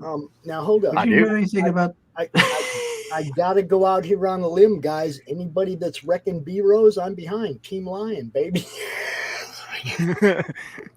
Baby socks do. I just love that they wrecked B-Rose like that. I was like, oh, that's so beautiful. In the video, you even get to watch it ahead of time. You don't even have to have the book. You get to watch B-Rose get wrecked. It's love you, weeb. So you were going to ask me about tabletop gaming. Why I love tabletop gaming. I've played most RPGs out there. Heck, I even played Dallas, the role-playing game. You know who killed JR? I did it because he had it to him. Well, it says it's based on SOW, the role-playing game. This thing here. I know. I thought maybe you might know what it is. No, it's a game I haven't played yet. Interesting. Seeds of Wars. That's rare. It's a tabletop game I haven't played. What? Heard of? These exist? Now, see, I've been trying to get somebody to run a game into Madness for 6 months. And then I found Max said he'd run one, and I couldn't get anybody to play. Aw. Man, I want to play. Damn it. Oh well. Somebody will invite me to their game sometime. Well, I have been thinking of actually running a Cyberpunk 2020 game in the world of Scalpel Zero. And so I put that out there, like, shoot me your concept. Everybody will have cool art. I'll do up some art for everybody's character, so that way they've got their icons set up and whatnot. My problem is I don't know anything about Cyberpunk 2020. I did not buy into that at all. So It's technically Blade Runner. Oh yeah, the system is really nice, but I run it in as the fans have dubbed it, the Scalpelverse, which is a gloriously developed world. Oh man, that world is developed. I've got a couple other writers coming in. Like the Scalpel Zero is not the only IP that's going to be in that world. We're just keeping it on the down low because we're pushing that brain cage continuity, right? And we need to, branding wise. Oh no. Bad, Bo. Bad. Oh no, don't trust that. That woman has like a third leg. Nope, nope, nope. It's a That's trap. crazy looking right there. No, That's what that is. that's sus. All right, That's- let's see. The art's great. And you know, wow.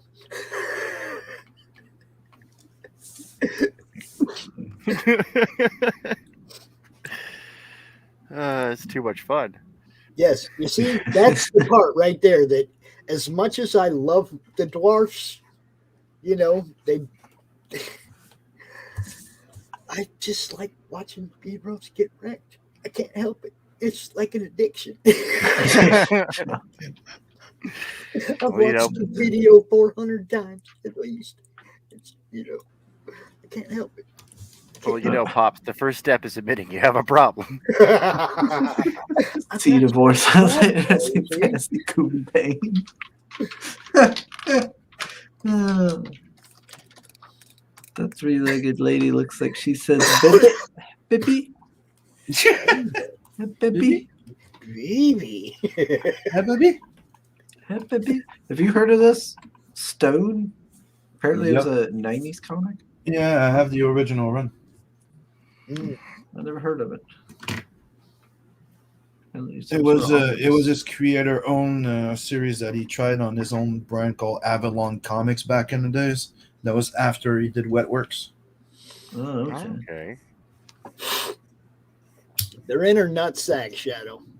Yeah, Wetworks, you know, once again, we come back to that beautiful cyberpunk aesthetic.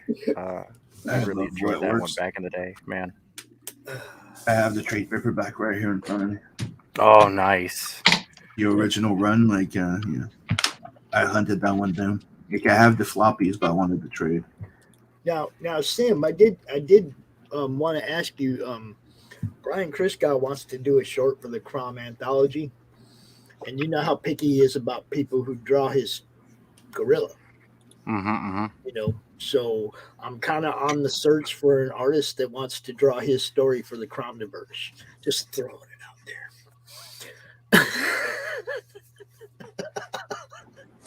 there. My other IP, Stoned. That's funny. That's funny. That's me. That's not an IP. That's pop. Yeah, ever since getting to play some tabletop with like Irene and stuff, I've been on a bit of a, you know, really into the whole thing. Like when I last went to the con, I was almost tempted to buy some core books. You were looking at dice and stuff, weren't you? I already got dice, but I was looking at a core book that was set. It was a game that was set in like the Roman Empire, and another one that was set during the Three Kingdoms period. And I was like, oh man, I'd like to get these. And I was like, why am I going to get these? I'm not going to get to play with anybody. but I'm in.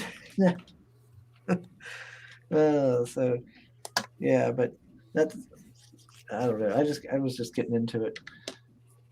I spent a lot of time like reading like bestiaries and stuff like that now.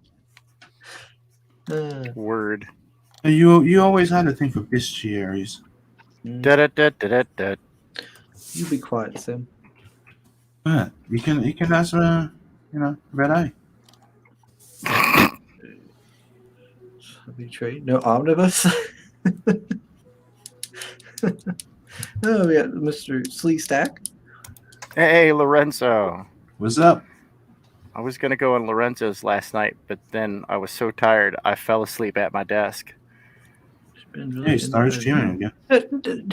No, Soul. That's not what I said. Gosh dang it, Soul.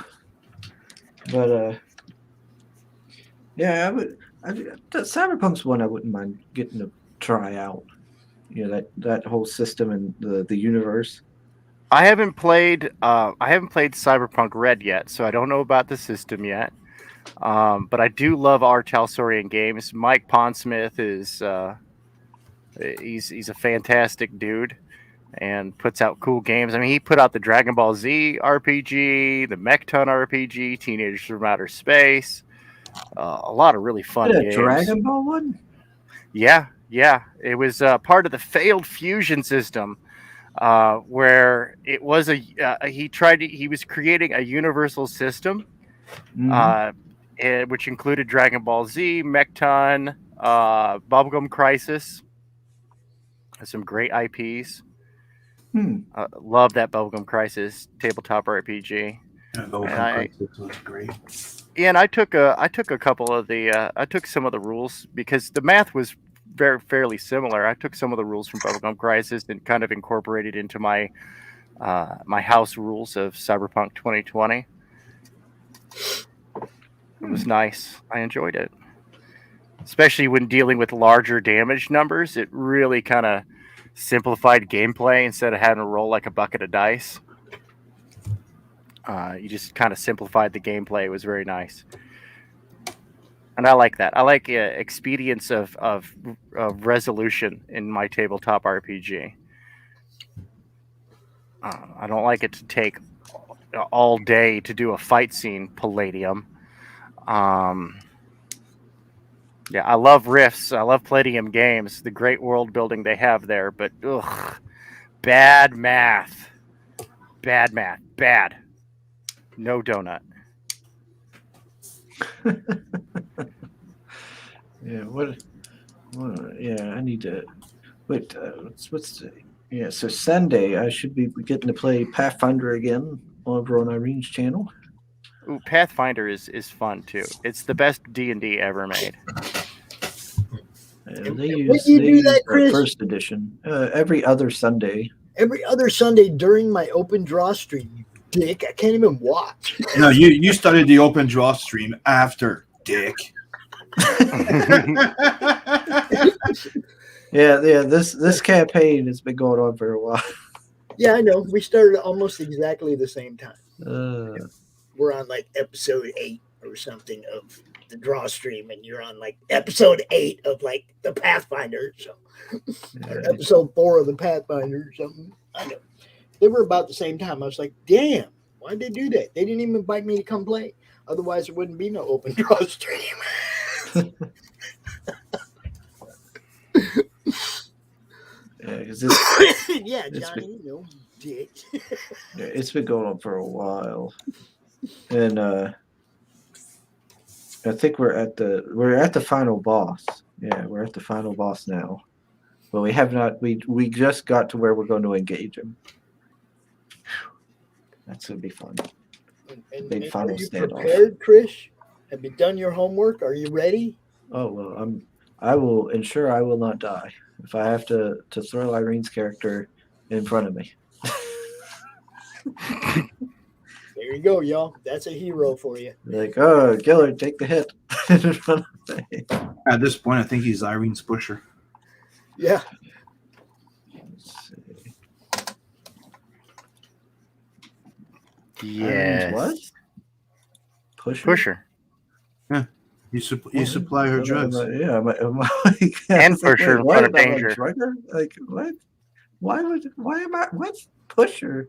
How am I? It was a word game on the fact that you're a mushroom, that she likes to take drugs, and you said you're gonna throw her, in front of something, so you're gonna push her. Yeah. Come on, Yeah. It was a word game. It was funny. Yeah, I thought it was. Over your bird's nest. No, it wasn't that funny. No, lemon plush. No. No.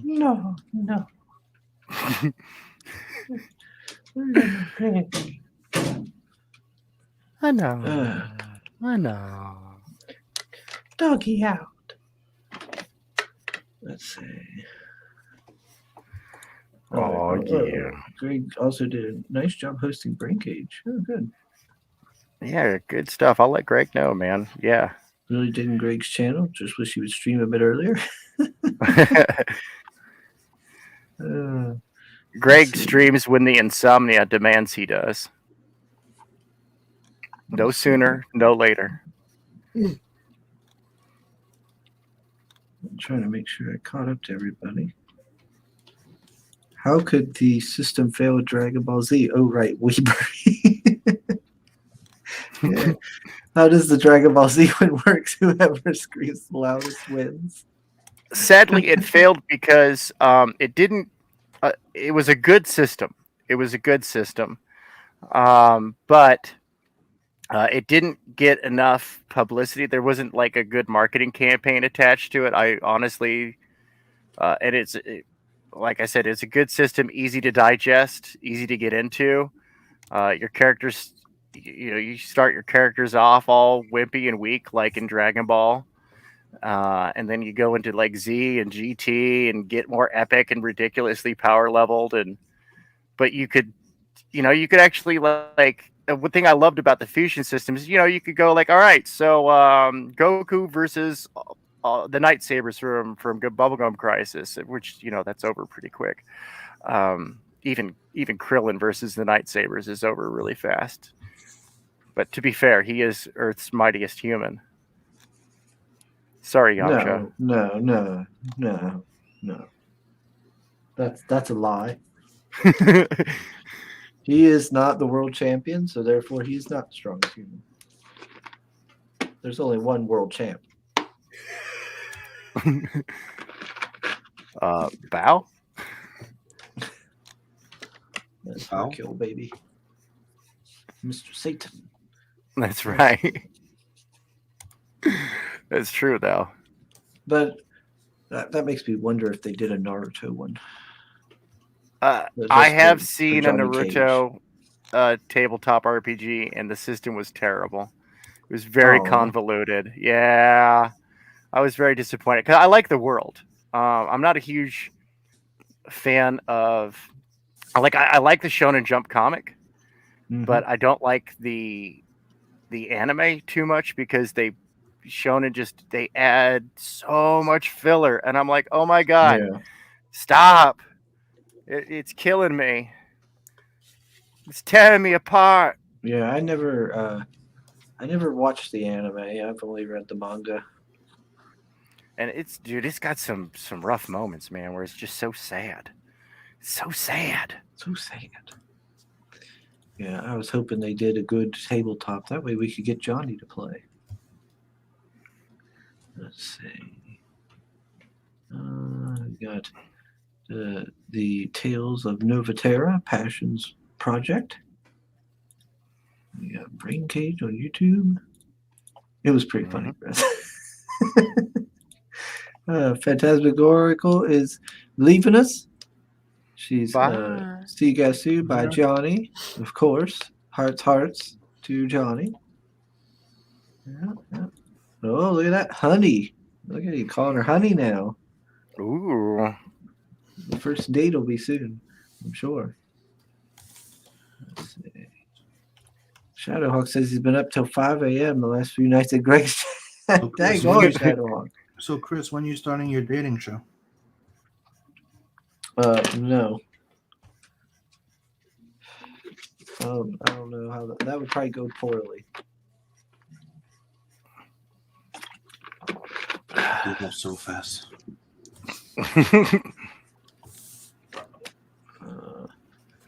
Sim, you ever get like halfway through a picture and then be like, nope, I don't like it? Yep. Who did the Naruto? I redrew Bloodhound a few times, remember? Yeah, no, and I loved it every time you did. Ooh, there's a good one. Hammer. It just got better and better. That's a good one. Like when Manny Correa redrew Skunk Girl 3 times. Mm-hmm. And then it was finally like, all right, fine, I'm not doing it anymore. It's done. Yeah, it's what happens when you work on long projects. It's like, after a while you go back to the previous page and you're like, I could do that panel better. Mm-hmm. Then you fix that panel, and then it kind of doesn't fit with the rest of the page. I'm gonna fix it.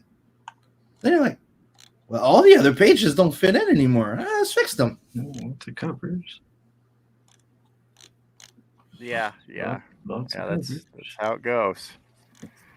It's how it goes. Where's the book? I don't know. There's a lot of titties. Yeah, a lot of boob.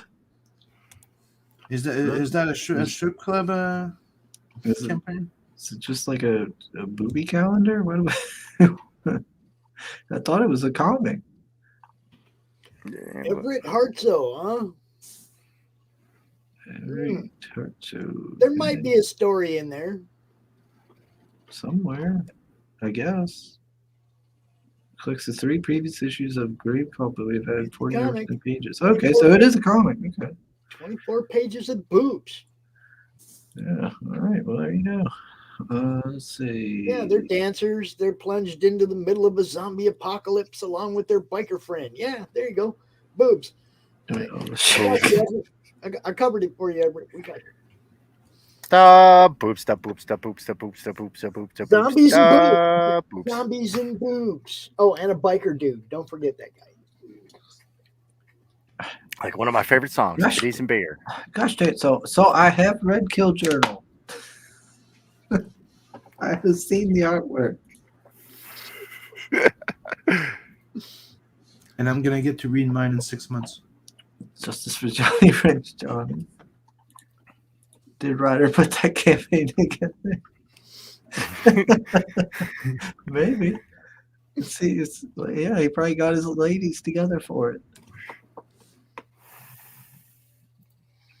Nat's back. What the hell? That was the second chance campaign. Yeah, he was back and he's gone again because of that. Yep. And he'll be back again.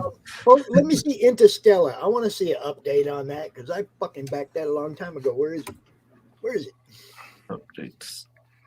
There's a update here. Unboxing the art cards. 16 days ago. Uh-huh. There's some art cards there.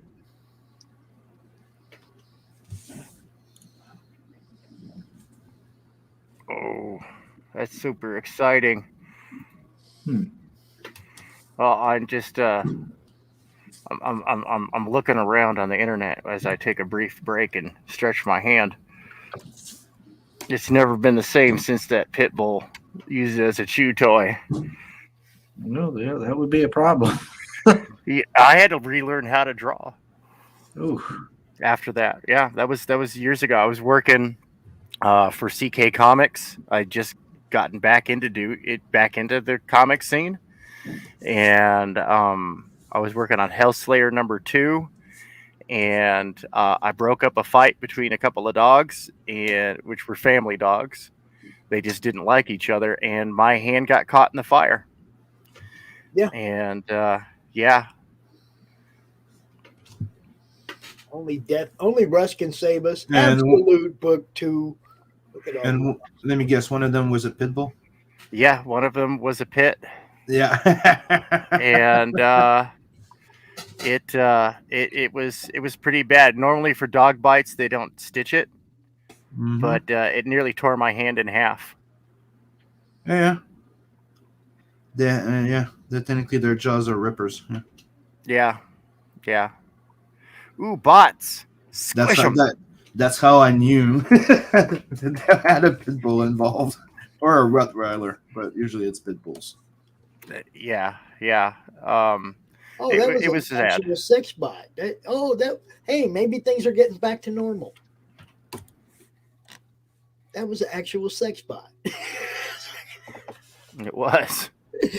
Not one of them Russian weird ones. That was, It was all, hey, sailor boy. You block you.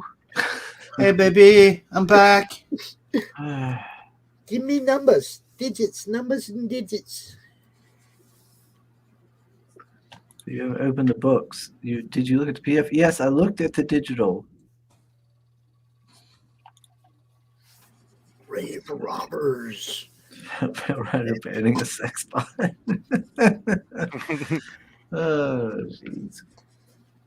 Oh, Lord. Man, I just see so many CG books here that have funded, and I'm wondering where all the bad press comes from. I don't know. They give us bad press. Well, on Kickstarter, they hold a record for unfulfilled shit. So fuck off.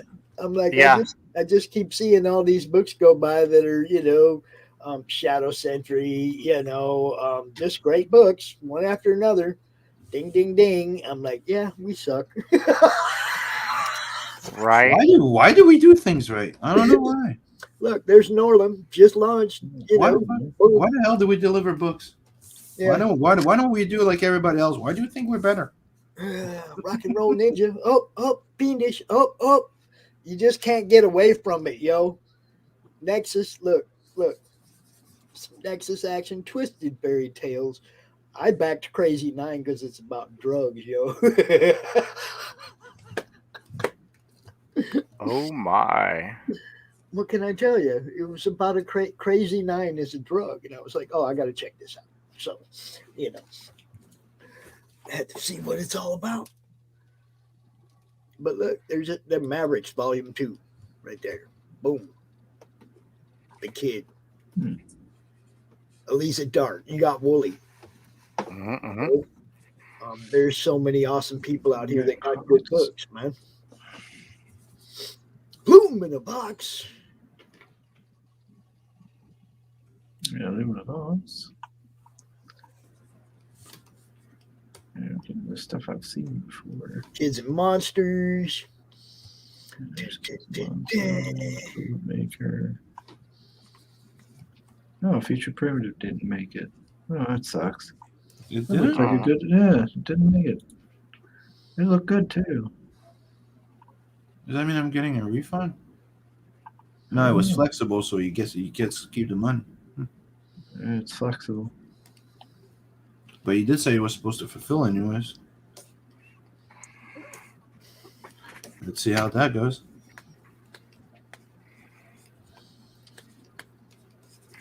That sucks. He didn't get to reach his goal. That's a neat looking book. It was. I look forward to it. Let's see.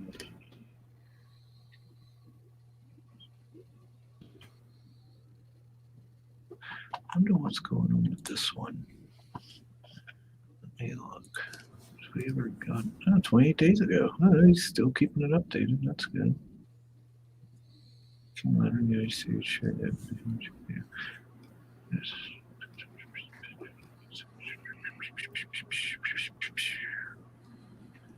I backed this one ages ago, I'm pretty sure.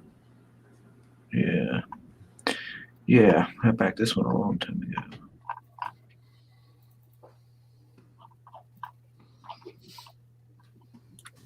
Oh. Hit the wrong button. And yes, he is definitely shopping.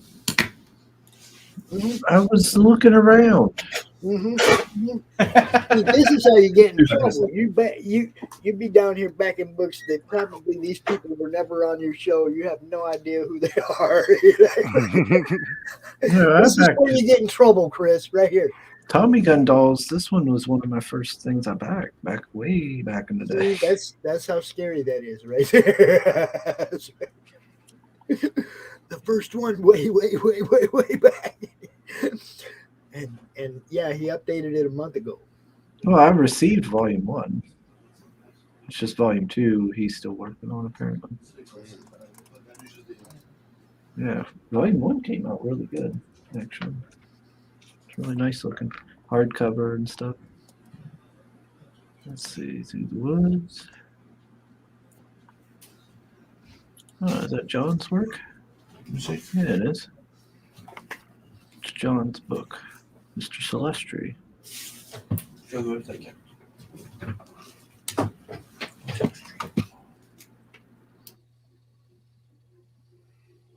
Oh man. Oh man. Oh man. Oh man. Oh man, what? I don't know. Yeah, come in and all I hear is, oh man. Sometimes you just say things. I'm like, why the hell do I go from my kids talking that way, come back on stream, and you guys are talking the same way as my kids were talking? Let's see. Albatross Junction. Buy the book and see the guy crash over and over and over again. A limp hand? What? What is Bill Rat talking about? Oh, he sat on his hand and he's doing the full on Stranger Thing. My hand. The other hand. The Stranger Thing. Stranger Thing? That like where you sit on your hand? You sit on your hand, it goes none. Then you go something, and you can pretend it's somebody else's. Oh yeah. Stranger Things. Yeah. No. Stranger thing. Yeah, Stranger Thing. And we're off to hell.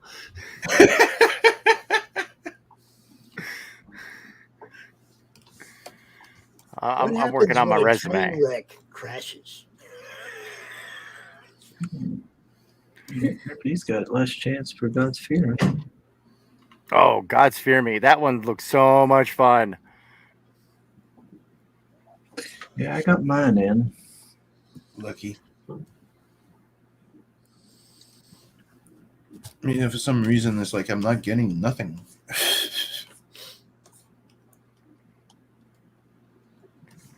So I heard some people saying that they get their packages returned. Oof. That's unfortunate. Yeah, supposedly it's been happening from the UK and Canada. You can't send that stranger thing with your hand. I don't know if it has to do that they don't fill the custom paper properly, and that's why they get returned.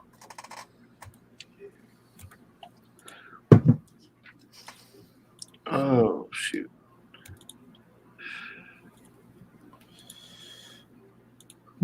Jeez, how many of you guys have tried that Stranger Thing with your hand? Just once, but it didn't work as advertised. There's that one guy that told the story, and we all thought it was funny. Yeah, that's the ticket. What he said. There you go.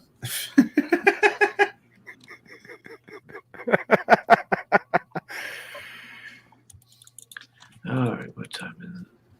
Oh, it's 2 p.m. I gotta get off here. Uh-oh. Yeah, I gotta start working towards bed. I gotta work tonight. Ooh, you work? Man, why you gotta be cussing like that? I know. I don't want to say such things, but it's true. It's because the books have been vaccinated.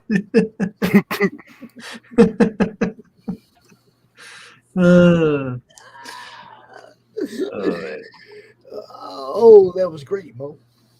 Man, I just can't find it. I was looking for a picture of my grotesque hand after the fact.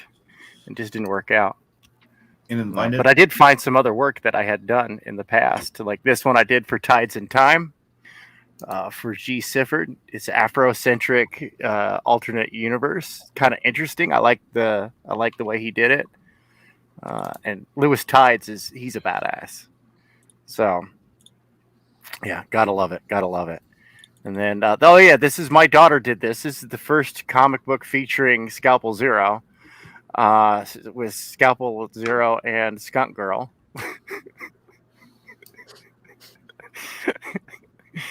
My daughter, she's quite the card. She did this one as well, Derp Fire. This was her first paid commission. I paid her $15. Derp Fire?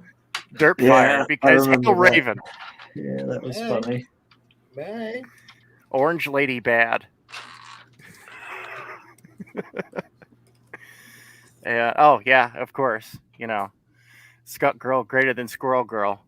We all know this. This classic meme here. This was the cover I did for Hellslayer back in 2015. Man, I've grown a lot as an artist since then. You did. And this is the cover I did for the Caliber Special. I did Scott Weldon, the writer. I was the artist. This picture right here, I actually just kind of like whipped it up real quick, a little bit of fan art while I was at the convention.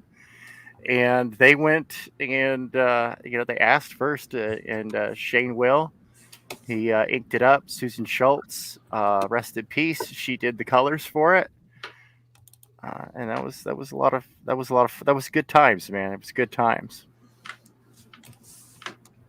It was good times. I can see that being good times. It was. It was good fun stuff. And of course, here's the wraparound cover that I illustrated and Manny Correa colored for the Unbreathable Skunk Girl, where we've got it's all these characters are all part of the community at the time. We have got big old Vestry, and we've got Dinah's creation. We've got people that we don't talk about anymore as well, because things happen, stupid drama stuff happens. But this is the one I'm excited for, man. I really am. I'm very excited for it. And right now I'm just kind of whipping together some roughs. This is me roughing in. I'm going to change up some of these angles and whatnot, make it a little better. But this is basically the layout for the Scalpel Zero story I'm working on. We're going to open up like this, of course. Just roughing it in. Got to start rough. That's why I do my pencils digitally. I do my inks. Traditionally, but no ARO. Got to work on a crossover sometime. We'll have to do like an Elseworlds what if kind of story. I really do want to do like a fun crossover where the fate of the multiverse is at stake. It's kind of what the Cromniverse is about. All right. So, yeah, make sure you sign up today. He's Cromnipotent, I mean. He is Cromnipotent. It's true. No barriers of time and space can stand in his way. Don't run, leap.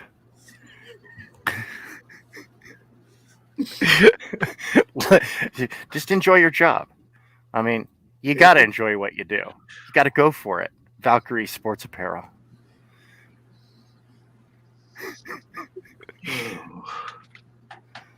Just do it. Head over to your local Alterna theater and stab somebody with a minigun. Yeah. Yeah. Oh yeah.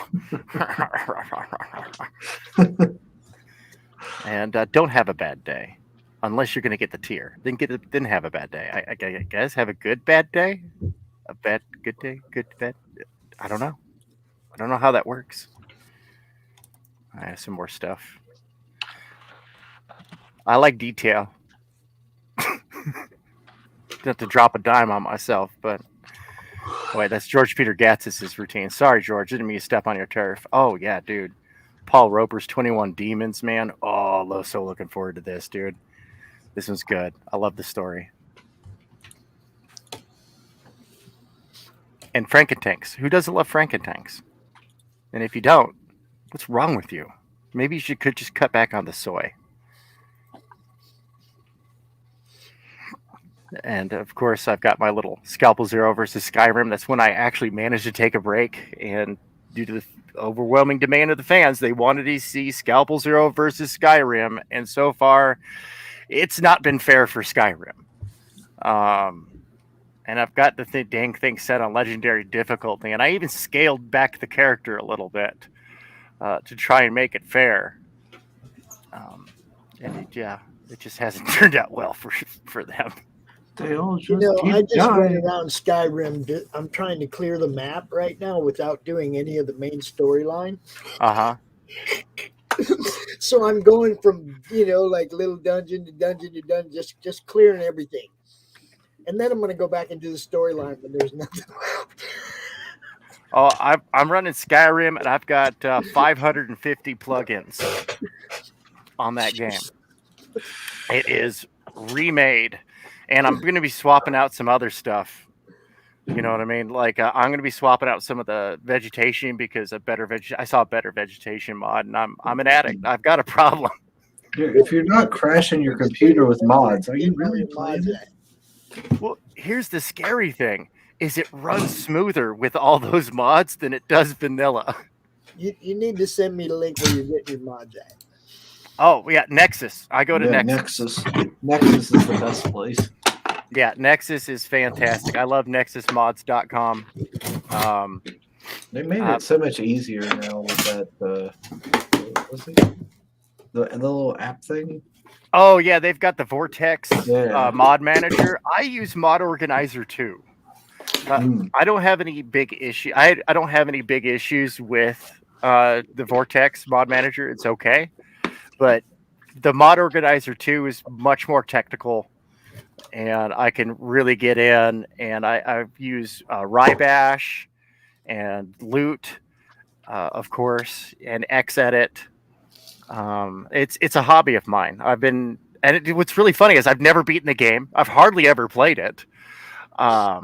I Yeah. just, for me, my hobby, I would take a break from work. I'd go plug in a new mod, see if it works, turn the game on real quick, run around, make a character, go, okay, cool, that works so far. And then I'd turn it off, go back to work. Yeah. Yeah, that's kind of what I did with Skyrim. I never beat it. I just, after a while, like I played it for a little bit, like, okay, mod time. And then just sit there and mod. And Until like You it loaded never it went up. And after then, Alduin, really? yeah, well, and with the mods that I've got, of course, I've got the fan service mods. I've got the jiggly. I got physics for everything. Everything. like Fallout 4, I think the furthest I got in the main storyline was meeting the robot guy. What was his name? Valentine or something? And that's it. That's as far as I got because I did a lot of side quests and modding. I just got a book. Check this out. Oh, look at That was that! neat. Ooh, look at that! Okay. It's all shiny. Babel. Yeah, it's the return of Babel. It's like the guy's been working on it for 50 years. It's Sloan, and you can find them in English as well. But that's the new edition. That's the new book that came out not too long ago. Like, it's one of the funny thing is if you go on Amazon, it says that there's only one page in the book. Do you have the Macho Man Randy Dragon mod for Skyrim? No, I don't have any silly mods. I don't have any. I can't say that. I have one silly mod that you have to activate before you start the game. Other than that, no. It's all to make a better Skyrim playing experience for myself. And Druyet is one of the founders of Metal Hurlant and the designer of Darth Vader and all the Empire stuff. Dave's here at the end. Power says he just redid all of his mods on Skyrim and his Xbox died. Oh, dude, Xbox is like so rough on trying to mod. You're limited to how much you can have for how much the Xbox can handle. I think my mods are twice the size of the source game, if I remember correctly. The amount of mods I have.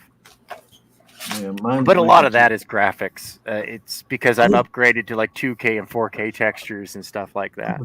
That's cool. My computers are probably getting longer in the tooth, so it probably couldn't handle all this. I was taking off the jacket, and I noticed something that's pretty cool. Never seen that before. You remove the jacket. Oh, I love it. Oh, hello. I've never That's seen a great that. idea. Right? I've never seen that before, dude. Oh, that's fantastic. I'm That's totally brilliant. jacking that idea. Yeah. Yep.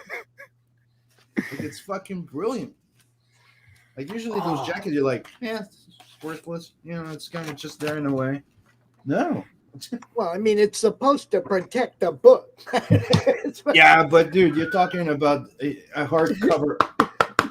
Anyway. Yeah, I know. It's supposed to protect a hardcover book. That's why they say hardcover books with jackets on. Does it really protect it, to be quite honest? Like, the only reason that it started was because before that it was a black cover because they couldn't print on it, so they put the freaking cover. So it doesn't really protect it, and usually it get rips. So the book doesn't. It's still, dude, if you bang it, it still gets banged. It doesn't really protect it. It's nice though. Poor Chris. Power didn't have any of the new mods. I don't believe you, Power Rider. I believe you visited Lover's Lab a few times. All the dudes, every dude in his game is a Chris dog. The only bad part from it is the original creator is not the one drawing anymore. It's a new team. The sexy mods. Of course they did, because Bethesda's no fun. Yeah, the only ones I got, I have the CBBE, the 3 triple B, like A or whatever the heck it is, whatever the skeleton is. Yeah. And I'm getting they finally after like a decade, they finally came up with a viable male equivalent where it's like now you got like good muscle cut, good muscle definition for the guys. So I gotta, and the custom outfits for the guys as well. So, for the ladies or for the guys, depending. I don't kink shame. Oh, dude, that's beautiful. That's the first one. That's dude. Joe Ball didn't even know that guy. I'm like, dude, you need to check him out. And I don't know if you saw, but his style's starting changing a bit. But dude, Joe Ball, man, that guy. This is the type of art that guy does. Mm-hmm. Beautiful use of negative space. See, this is the type of stuff I'm into, man. That 2000 AD heavy metal. But those are the people that started it all. Druyet is one of the first one with Mobius. Mm-hmm. And this is the second one. Then you have that one that's Lone Sloan with a type of adaptation of Salambo. Yeah, good cerebral stories. Yeah, Lone Sloan Gale. Oh, look at that. It's gorgeous. Chaos. Mm-hmm. And those are the 2 recent ones. That was the last one. Dude, that one took him 20-something years to do. Delirious 2. Because his wife died. Died from cancer and stuff like that. And she was a big part of his, she was his muse and stuff like that. There's even like sometimes where he put his picture in the art picture. So this is like number 2. And after that, he grabbed a new team to do the art, and he brought it back with Babel. So the Lone Sloan connection. Space adventure. All sounds French to me. Actually, most of those books I just showed you are in English right now. So stop complaining and go buy them from Titan Comics, which is English as fuck. And get that fucking Meta Baron. Even has a French name. Put that away. I deal with so many French people at work today that my tolerance is greatly reduced. Where does Lone Sloan sounds French to you? Lone Sloan. Too French for soul. Loan is not a French word, right? Dave says Sim always buys books I've never heard of but look cool. All right. We really do need to wrap this one up. Marinus knows it, I'm sure. Yeah, I'm going to go watch EVS draw. Yeah, he's doing a live stream right now drawing. Oh, working on Cyberfrog. All righty. Well, there you go. Yeah, it was a good time for us to wrap it up then. All right. So thanks, everybody, for joining us. I'm not going through final words. We already did that once. Sub, like, and share. Yeah. Thanks, everybody, for joining us. Thanks, everybody in the chat and the panel. And we will see you all again on the next one. Wow. Later. Bye.